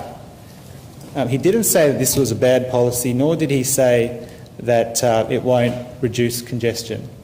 So that is just an answer that was given tonight. Imagine if we had proper analysis from officers to say, well, hold on, yeah, there is 3 or 4 intersections that could need further review if this coalition was to win the election. This is lunacy to remove this point. The amendment was carried. Nobody objected to it about 10 minutes ago. And now, 5 minutes later, somehow there was an epiphany to say that this amendment is now needed to remove dot point 2, which was the old dot point 4. Let's just stop bickering. I mean, we don't need to support...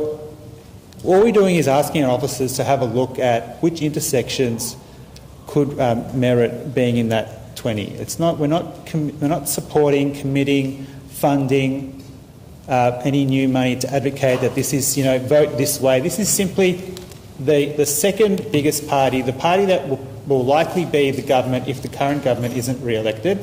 The Greens are not going to win government, I'm sorry to say, nor is any other party in Victoria. It's going to be either Matthew Guy or Daniel Andrews. I'm sorry to say this, Councillor Fergus, but you might have to wait a few generations. But we can't ignore this policy, and removing point 2 will ignore it. So I won't be supporting this amendment. And if I get the opportunity, I'll speak about some other issues that were raised in the previous consideration. Thank you. Any other comments on the amendment? Yes, Councillor Little. Sorry, Robert, I'll come back to you. I'm totally in support of the amendment because I don't want to see any of our our officers' time being wasted.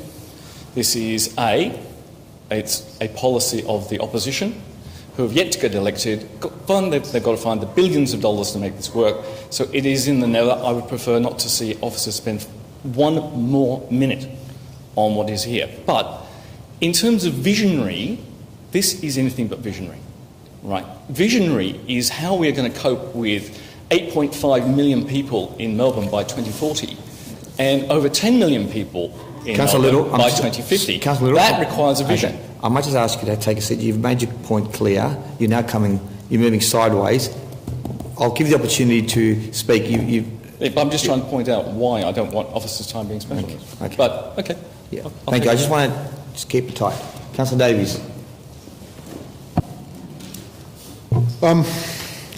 Look, I think this is very important that we do leave this in, and take the point that if you remove one level crossing, you're not probably going to impact much. But we're talking about removing 55 level crossings here.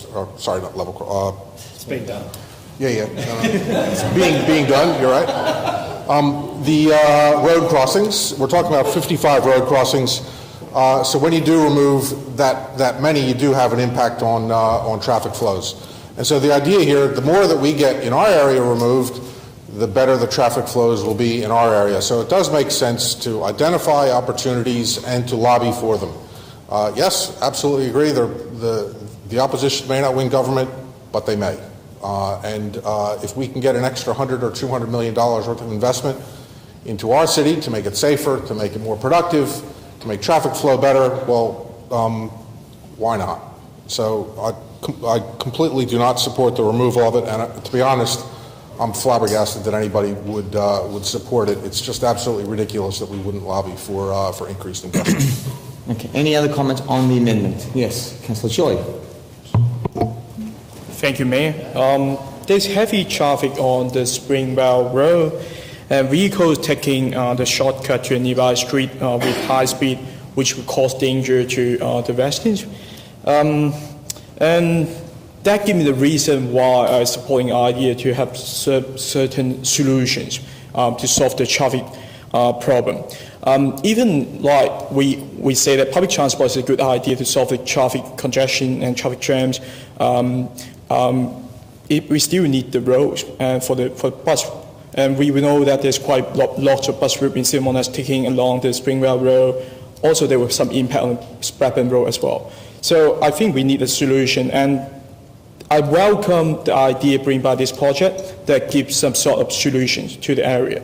Especially, we know that for Glenview is one of the most fastest growing, high growing area. we need a solution. So that's why I would like to see moving forward for this idea. Thank you.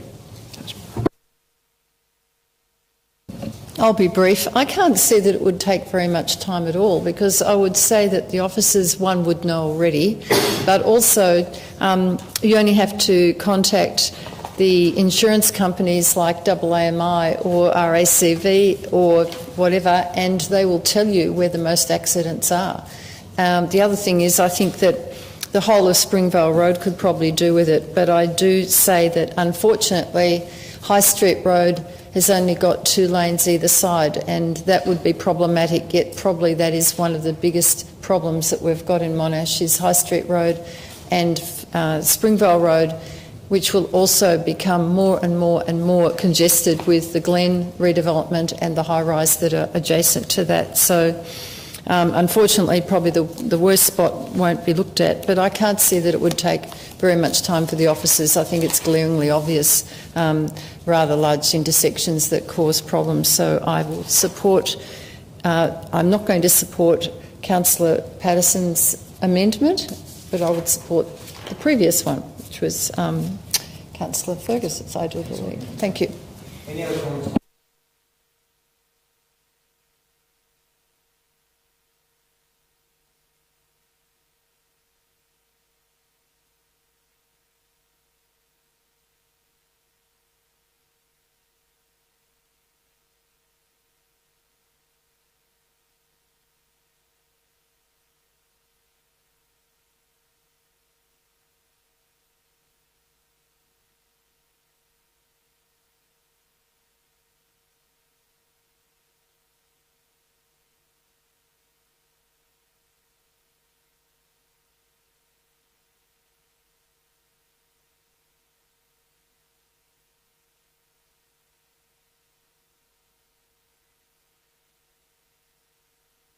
Thank you, Mayor. As I was saying before, I'm not entertaining this for twofold. And the first reason I'm not entertaining it is because it's an election promise, plain and simple, by an opposition. Now, the opposition, when they were opposition last time, promised to build Southland Station. And 4 years later, by the time they got voted out, we had nothing. We didn't even have a piece of dirt moved. So we could have spent all this time researching, doing things into an election promise that wasn't upheld and wasn't done. And whether it's the Labor Party or Liberal Party, the Labor Party comes out with a policy. I don't think we should be looking at that either, until they form government and those election commitments have to be honoured. Let's not sit here and spend officer time running off doing reports on what politicians promise, because we all know in this room that politicians promise the world, but they don't deliver the world, and that's the big difference. So it's a very, very big waste of money. Councillor Zagrafis only an hour ago was telling us it was a waste of money to spend $1,500 sending a professional to New Zealand to speak at a conference. But he's happy to spend officer time, which I would envisage would be a lot more than $1,500, to go off and do a report on an opposition election promise. Now, I went back through the council reports from 2012 when 2014 when Councillor Zagrafis was also on council, when the Labor government then was in opposition, and he'd put no noms up on level crossing removals, no noms up on investing in new TAFEs around the state. So to sit here and say that it's a good policy and we should look at it, all good and well, but it's clearly, to me, a political issue that Councillor Zagrafis... Point of order.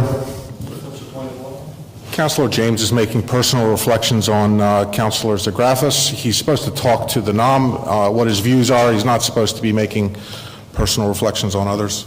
I will uphold that person on that point of order, and I'll ask Councillor James to stick to what's before us and refrain from making any reflections. Thank you. Thank you, Mayor. Vic Roads did a study along Hoddle Street on how much it would cost to grade separate 3 different intersections in Hoddle Street. And the price that came back from Vic Roads was $3 billion. $3 billion to get rid of 3 road intersections in Hoddle Street. Yet the state opposition says it can do it for $100,000. Now, Councillor Zagrafis says the RACV comes out and supports this, and as Councillor Patterson points out, of course they do. They're a car lobbyist. But Professor John Stanley, who was the advisor to Plan Melbourne, who was appointed by Napthine and Baillieu governments to Plan Melbourne, has come out against it. He says it's a bad idea. The director for RMIT Centre for Urban Research, Joe Dolson, he says it's a bad idea. It doesn't make sense because it won't make a difference. If you remove traffic lights from an intersection, where is that traffic then going to go? To the next intersection. So what are you going to do, remove all the traffic lights everywhere? Traffic lights actually reduce congestion. I know that sounds stupid, but I haven't got time to explain it here. But if you jump on some of the articles I've been putting up, you'll read about how traffic lights do help congestion. And it's why Vic Roads put them on the entry ramps to the freeways. We saw a 20 km/h increase on the traffic speed along freeways and a 30% reduction in fatal accidents on freeways. So if we're talking about the congestion, we look at Eastlink. Actually, let's look at the Eastern Freeway. Eastern Freeway is a fantastic example where there's no traffic lights. And what happens at the end of the Eastern Freeway when you get to a traffic light? You've got 6 kilometres of backed up cars. And the Liberal Party put East-West Link up, and East-West Link would have been a great idea had they have had tunnels that took people from Hoddle Street into the CBD where 90% of that traffic's going. There's only 10% of that traffic on the Eastern Freeway in peak hour that's heading west. So had they have actually done their research and done East-West Link and planned it properly, it would have been a great solution. But there's a good example of what happens when you remove traffic lights. It's the same as the Monash widening the current government's doing. They're widening it out in Narre Warren to 6 lanes. But where's that traffic end up? At the 3-lane tunnel that we've got in the city. You can't just keep widening things and building roads and expecting congestion to be cleared. And you can't build bridges expecting congestion to be cleared, because it won't be. It doesn't work. And what happens to people wanting to turn right? If you've got a bridge and you want to turn right, how do you turn right? You can't turn right, so you've got to have an off-ramp. And suddenly we're looking at Los Angeles-style roads all around in Melbourne. Our attitude needs to change, not just in this room, not in this state, but in this nation. And we need to stop our love affair with the motor vehicle.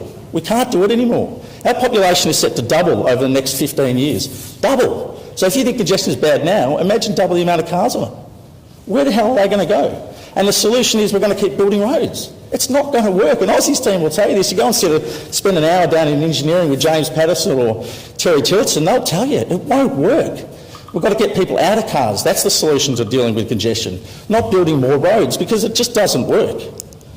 So our obsession needs to stop. And I know that clock's not running, but I've probably used my 5 minutes. So that clock's running. Well, that's 24 seconds. So I'm glad someone's brought transport. And if you want to bring transport up, you can do it so many times, because I'm happy to speak to it. I haven't got time to do it, but I did say I have put a couple of articles up on Facebook if people want to read my suggestions, and I'm happy to talk further. But I think this is a silly process and a waste of money.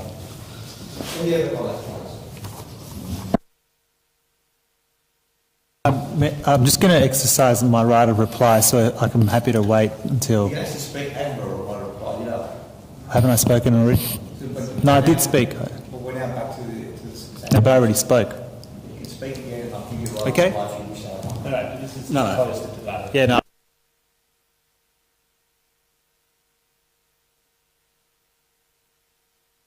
Thank you very much. And long before Councillor James actually knew where Monash was, I was... Point of order, Mayor. He's making personal remarks. Councillor James, actually not moving from James, so there's no point of order.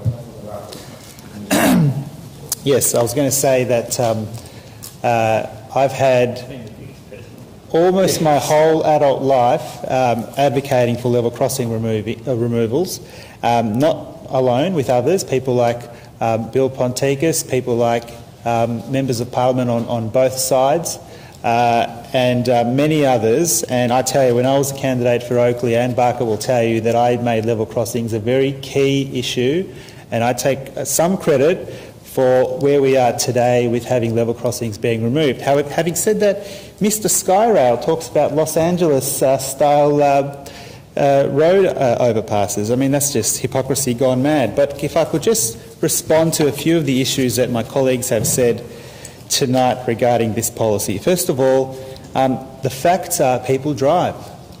People choose to drive. But even if you take away the mums and dads who take their kids to school and, you know, that you can't walk from house to the school, it's impossible with a 5-year-old or a 10-year-old, etc. The tradies, the plumbers, the business owners, they can't take a train. They've got tools, they've got equipment. These are their livelihoods, right? They use the roads. Let's get our head out of the sand and talk about the reality. All right, the reality is that 68% of Monash residents are driving to work. That is the reality. Now, can I just say that there will be no land acquisitions? There is no need to require land. The road is already there. All that will simply be done is the road will be lowered. Now, the engineers will be responsible for the designing. So wherever there are certain issues, so there might be a different design that is needed at certain intersections to the standard design that will be used at the majority of intersection grade separations, those will be fixed by engineers, not by politicians, not by non-professionals. The engineers will focus on those things. Now, bike lanes. Someone mentioned something about bike lanes, and I don't know who it was, I apologise, but if you look at page 20, there's a picture there of a visual of one of these grade separations. There is very clearly a bike lane. Right, the bicycles aren't going anywhere. There will be footpaths. The footpaths aren't going anywhere. And most importantly, there will be consultation. If there are any issues before the decision is made, that will come up in consultation. I humbly request councillors to take any... my intentions here aren't political, and I say that with genuine, support for those sentiments, but it's not my fault that the coalition has put forward this commitment.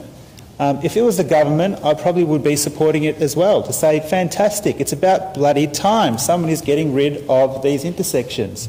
And they might have removed some intersections. I'll give them some credit. There might be one or two, maybe not in Monash, that I can think of. But this is about a once-in-a-lifetime commitment, significant funding that will alleviate a lot of this congestion. So I hope that it passes. I really do. We've come to a compromise in amending it. Okay? Compromise is part of governing. So let's do the right thing here, and let's look at this next year to see if there's anything that we can advocate for future support in regards to having this on 20 list, or the list of 20. And who knows, the government might change its tune in time and might support some of these intersections being grade separated. I thank Council. I look forward to any future discussion.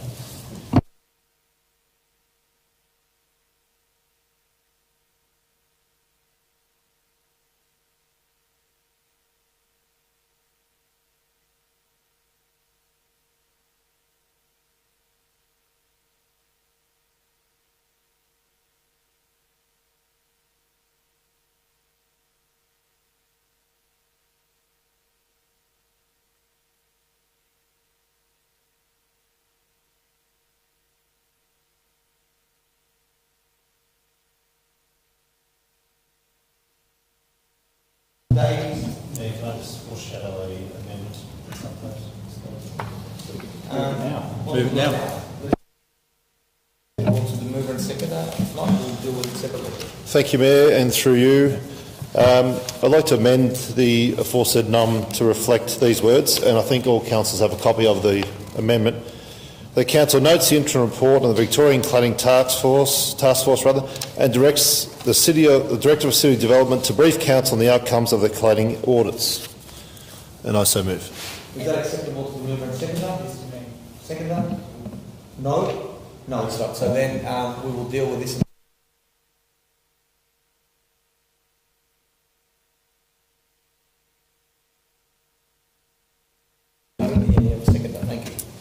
And I will be very, very brief, Mayor. I don't see any good coming from the original amendment. No offence to the mover and to Councillor Zagrafis in the first instance, but I see this far more productive.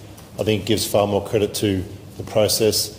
The Cladding Task Force and their work resembles what is the tip of the iceberg at the minute. There is so much in this that we can't just scan over it briefly. We need to have our Director of City Development and his team and the rest of the council officers pointed in the same direction on this, not only where it affects the City of Monash and its residents and owners and insurers and companies and buildings and safety and all that sort of stuff. And I don't think we need to treat it... I'm not saying the original motion is treating as trite or feeble, but I think there's so much work in this space that I would much more rely on the expertise we have in our City Development Department and others, and to visit this at a later date. And I think this amendment does that. Any other comments on the amendment, Councillor?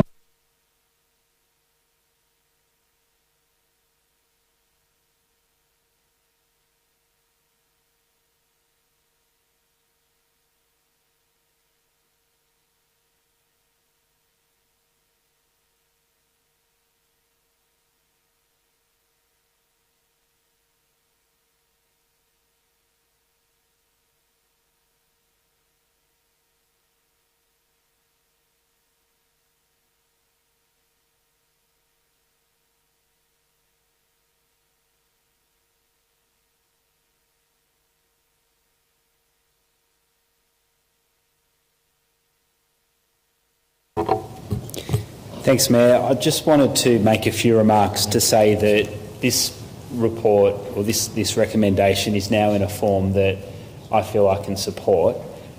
The form that it was previously in before it was amended, I would not have supported. And I want to make some comments to explain that because I think it's important. And that is, I think we need to be cognisant of our role here in making decisions, and I think these are comments that relate equally to the previous two notices of motion as it does to this one. But here we have, again, the third notice of motion in a row where there's no context, there's no background. I think Councillor Little made the point well when he spoke earlier around, well, where's the justification that encourages us to actually embrace these recommendations as they're proposed?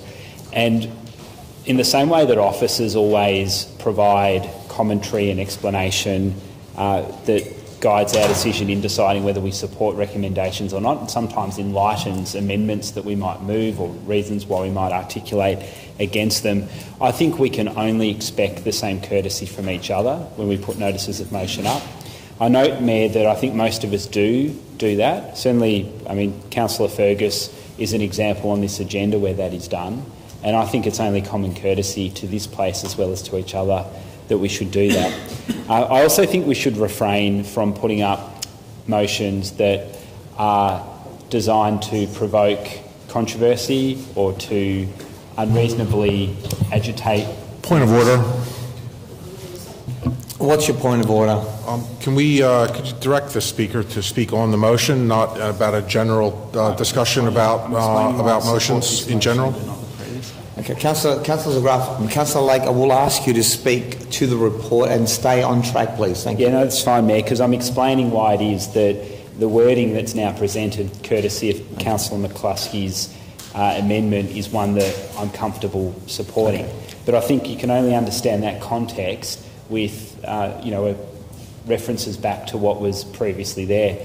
And in making the comment on what was previously there, I'm expressing a grave concern that I think residents and ratepayers in Monash would have as well, which is that this chamber should not be a place for political games or scaremongering.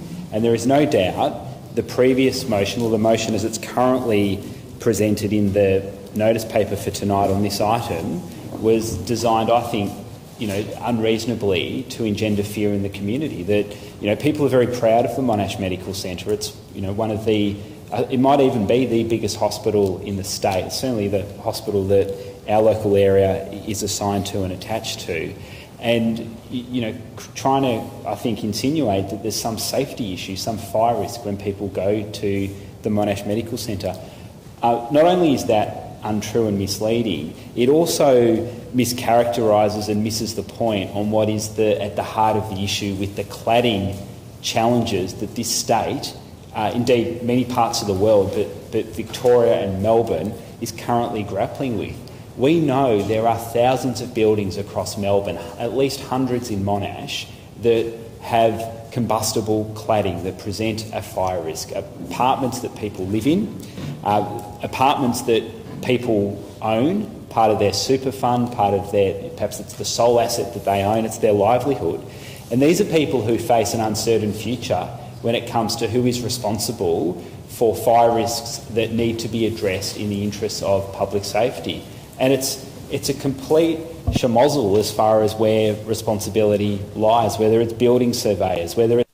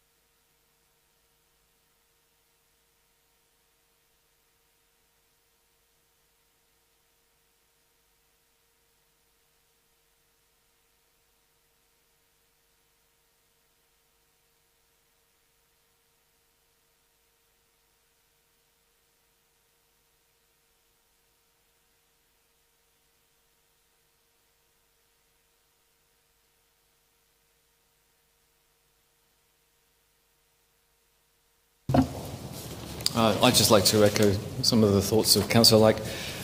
This is a very, very, very serious issue. As Councillor Lake pointed out, we're looking at hundreds of buildings around Monash alone, possibly thousands around Melbourne, that have combustible cladding. And if you dip into this report, and I think it is appropriate to note the report, the interim report as it's come out, it is a hornet's nest of issues. Systemic issues about the fact that most of our building regulations do not actually specify quality, issues where architects have specified a higher quality of cladding but it has not actually been implemented, issues with very little checking to see whether the plan of a building that was designed in a particular way has actually been fulfilled in the way it was intended, including the application of appropriate cladding. This report has highlighted so many issues. This is going to take years and years and years to resolve. It is going to require changes to regulations. It is going to change. It's going to require state government intervention. It is going to require money. And as Councillor Lake pointed out, at the end of the day, rectification is not quite known who is going to be responsible for rectification of these issues. So I think it is appropriate in the format that Councillor McCluskey has given us that we note this report. But I think it's also germane that we note that this is going to be, it's a huge problem, it is life affecting, and it is going to take a very, very long time and a lot of money to resolve. Councillor Salimi. I just think the last two speakers have probably frightened half of Monash, because before this we were only discussing the Monash Medical Centre, and now you've told people throughout Monash that you've got hundreds of buildings and apartments and everything else has all got problems with cladding. So I think if you both hadn't spoken it would have gone a lot better and not frightened all our constituents. Thanks for highlighting that. I'm happy to highlight it. Councillor Lumi, let's talk through the chair. Let's go. No, that's okay. That's basically what I wanted to say, that I think that it's not really a big problem to mention something that's already been stated, that there has been several hospitals that are identified. But, you know, at the end of the day, I know that the organisations can't fix things in 5 minutes, so we all have to be mindful of that. That's all. Thank you. Any other comments, Council, before we go to the vote? Okay. Council, we'll go to the vote. All those in favour? And that is carried. Thank you. Okay, Council, we don't have any urgent business. Any councillor reports, please? Yes, Councillor Salimi. Councillor reports. First of all, I might mention that in March, approximately March, I went to the Waverley RSL and I met with returned servicemen, and I met Todd McDougall, who is working with the young veterans coming back from Afghanistan, and they have got, a lot of them are medically discharged. And since then I introduced Todd McDougall and Colin Rout, who is a returned vet, to Danielle Story at the Eastern Innovation Business Centre, and we took them through the centre and discussed whether there could be opportunities that veterans who've come back with highly skilled in technology or internet or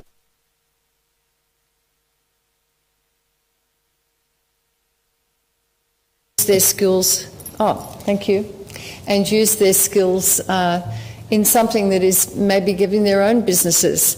And then that sort of went a bit quiet for a while, but last week Danielle told me that she had reconnected with Todd McDougall and they discussed whether they could get a grant. The next day, apparently, a grant suggestion came across her desk. It was for SAGE, and between Danielle and her expertise and some Brains Trust, they put in a grant application for $14,000 to support the vets. So that's one really good thing, being a board member of EIBC, that I've helped to put forward. Facilitate, I should say. It should be facilitated. I went to BMW the other day. We went to the, Councillor Patterson and I were at the Business Awards, and we had to do a little project with, what was the name of the company again? I've forgotten. This is dreadful, isn't it? Because I actually did the Great Race in Melbourne with this crowd, and they set up a sort of a competition for us to determine how to open a safe, which meant that you opened a BMW that you couldn't afford. That was quite good. But we didn't have the car though. I went to the opening doors, also Councillor Patterson went to that as well, that was at the Whitehorse Centre on Friday last week, and that was put on by Link and their Opening Doors program, and Alex Mills is their coordinator, and there were many groups that had graduated with leadership skills. The absolute highlight, the highlight of that day was listening to Susan Carland, Dr. Susan Carland, the wife of Waleed Ali, absolutely a brilliant speaker. And she was saying to the people who had graduated with a leaders course just to be aware, to bring people with you when you're a leader and don't close the door behind them. And I think that's a lesson to be learnt by a lot of people. Here. And on the weekend I went to the Burger Association, Sri Lankan Burger Association dinner dance at the Good Shepherd in Mulgrave, and reconnected with someone that I used to work with when I was at Small Business Victoria, who's in the tax office. And I also had a lovely time at the PARG, the Positive Ageing Reference Group, Christmas party dinner, lunch, barbecue at Halcyon yesterday. And that was nice to sit down with that group in a beautiful facility in a lovely green area of Glen Waverley. So those are my reports for the last 2 weeks. Thank you. Thank you, Mayor. Just briefly, because it's only been 2 weeks since our last meeting, a couple of days after our last meeting I met with the Alliance for Gambling Reform and my local MP to put across thoughts on the gambling licences that were coming up in the Victorian Parliament. Very disappointingly, the Labor Party and the Liberal Party banded together to pass those into another 7 to 10 year licence or whatever, and I must say that I'm disgusted in both parties. I think it was a travesty that they're obviously putting political donations and whatever else it is ahead of the community. I also attended the Eaton Mall Christmas tree lighting, which Councillor Zagrafis Councillor Zagrafis was the main driver, but Councillor Ferguson and I supported as ward councillors last year, and I must say it's a fantastic tree. It's a really, really good tree and much more appropriate, I think, for the Oakley area rather than the plastic ones that we had last year. Also attended the carols, which again, Julie, was an absolute magnificent success. It was a fantastic day. It was a little bit warm at the start. I've learnt my lesson. I'll get there a little bit later, and always about 8 o'clock it just turns absolutely freezing, so you never know how to dress for it, but it was a fantastic day. My 2-year-old daughter had an absolute ball. She knew what was going on this year and sang along and danced, so thank you to you and your team for obviously our most major event of the year, so very much thank you. And now we're concentrating on the live and Warrawee now, aren't we, Julie? We're heading towards that. Just quickly, too, if you can indulge me to drop off topic a little bit, I want to thank our council officers too. 2 weeks ago, the Weather Bureau obviously forecast massive deluge of storms around here, and I know that Andy and Ozzy and Julie, probably not Peter, but I'm not sure what he does, but they put in a lot of... sorry, Peter, I'm sorry. But they put in a lot of work preparing for those storms and the deluge that came along, and our officers work long hours, after hours, and they're dedicated to our community, and a lot of it goes on behind the scenes and people don't see it, but I recognise it, and I'm sure that everyone in this room does, and we really appreciate the work that went into doing that. Just finally, if I can stay off topic, can I say farewell to Susan, our lovely reporter leader? I believe this is your last council meeting, or it may or may not be, but it's been a pleasure to work with you, as was your predecessor as well, and we wish you all the best in the future. Thank you. And I note that the exposure draft of the local government bill was circulated this afternoon. There is a website, yourcouncil.yourcommunity.vic.gov.au, and I just quote from it briefly. The draft bill seeks to provide a better understanding of the role of councils as democratically elected bodies, encourage Victorians to participate more as candidates, drive more autonomous... this is a councillor report because I've received this email in my duties. Under the local law, if you read it carefully, a councillor may make... Sorry, Paul. Just took the microphone. May be allowed to make a report if he's part of an advisory committee and making some comments on there, or he's attended or participated in a civic event of community interest. So I'm going to ask you to stay within the guides of the local law, please. Okay. So report back to us on some of the activities you've been active in the local government bill. I've just given you the explanation. I attended Parliament last week and I spoke about the local government bill. It's the act that actually governs us. So I'm flabbergasted that Councillor James can talk about what he just spoke about, but I can't talk about the actual... Not being Councillor. Let's get on with it, please. Okay. Well, I'll move on to speaking about the documentary that's going to start at 9:30 tonight on the ABC, called "Undeniable: The Advocates and Agitators Who Fought for Justice," and this is talks about the foster family and its work over many decades to come to where we are with the Royal Commission that will be reporting on Friday. Councillor Kouzakos, you're either not listening to me carefully or you're just choosing to ignore my rulings and my interpretation of what the local law says. How is that a councillor report on your civic duties? Well, I will move on if you don't. You will move on because it's not a report. Family that's next. An Oakley resident. Thank you. And just finally, Councillor James mentioned the Christmas tree, and I hope that's according to the local law that Councillor James wasn't ruled to cease speaking on that. And it does look beautiful. It looks absolutely amazing. I'm very grateful that it is there in Eden Mall, and it gives something extra to what it means in this period of Christmas. And if I may, in concluding, wish everybody a Merry Christmas. This is a very special time, the birth of Christ, and I hope everyone has a very great and safe Christmas period. To all colleagues, officers, but also residents and ratepayers of the City of Monash. Thank you. Any other council reports? Yes, Councillor Little. I'll be brief. I'd like to echo Councillor James's comments about the Gels Park carols.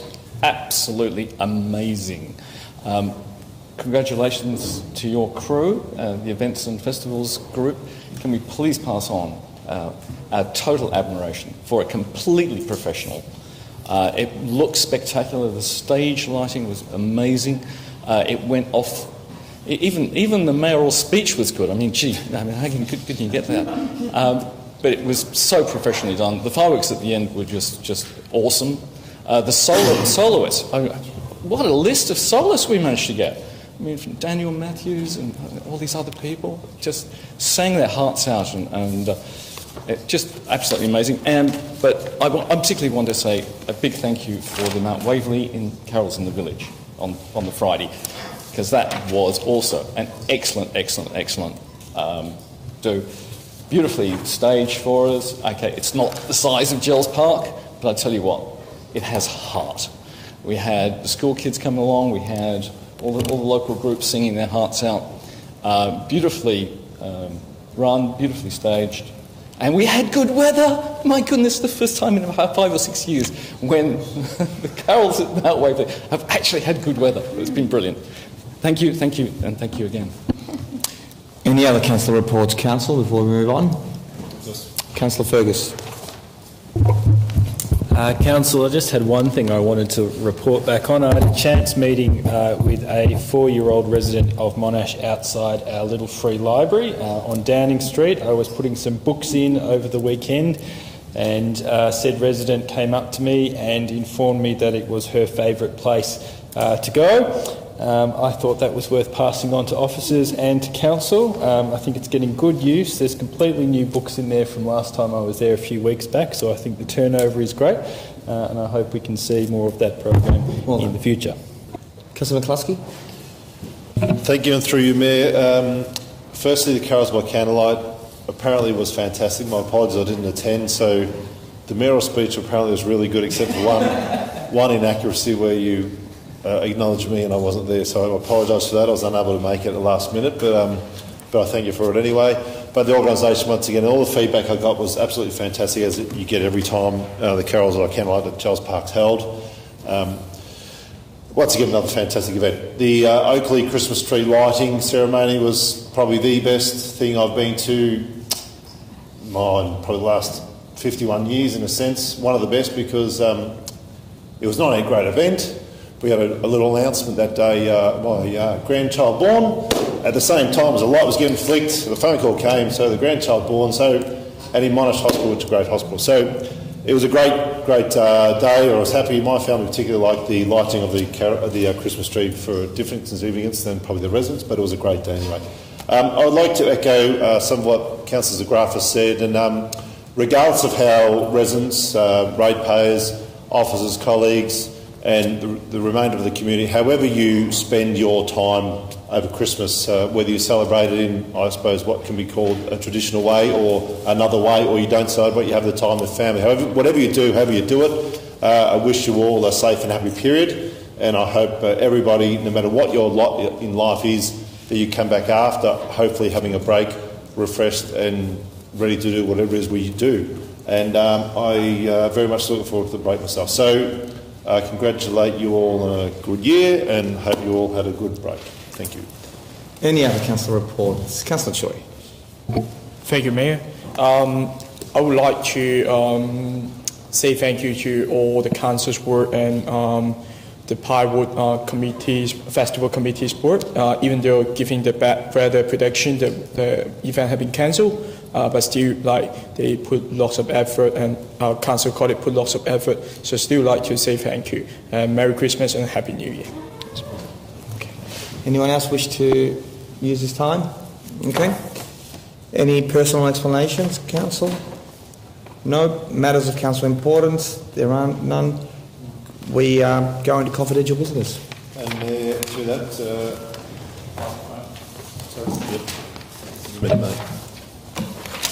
to that end, Mayor, I move that Council, having reviewed and considered the certificate in relation to the matters listed for confidential business, and being satisfied that it is appropriate and necessary to consider the matter as a closed meeting, resolves to close the meeting to the public in accordance with Section 89, subsection 2 of the Local Government Act 1989 for the reasons specified in the certificates. And I so move. Okay, Councillor Patterson will second. All those in favour? Okay, that is carried.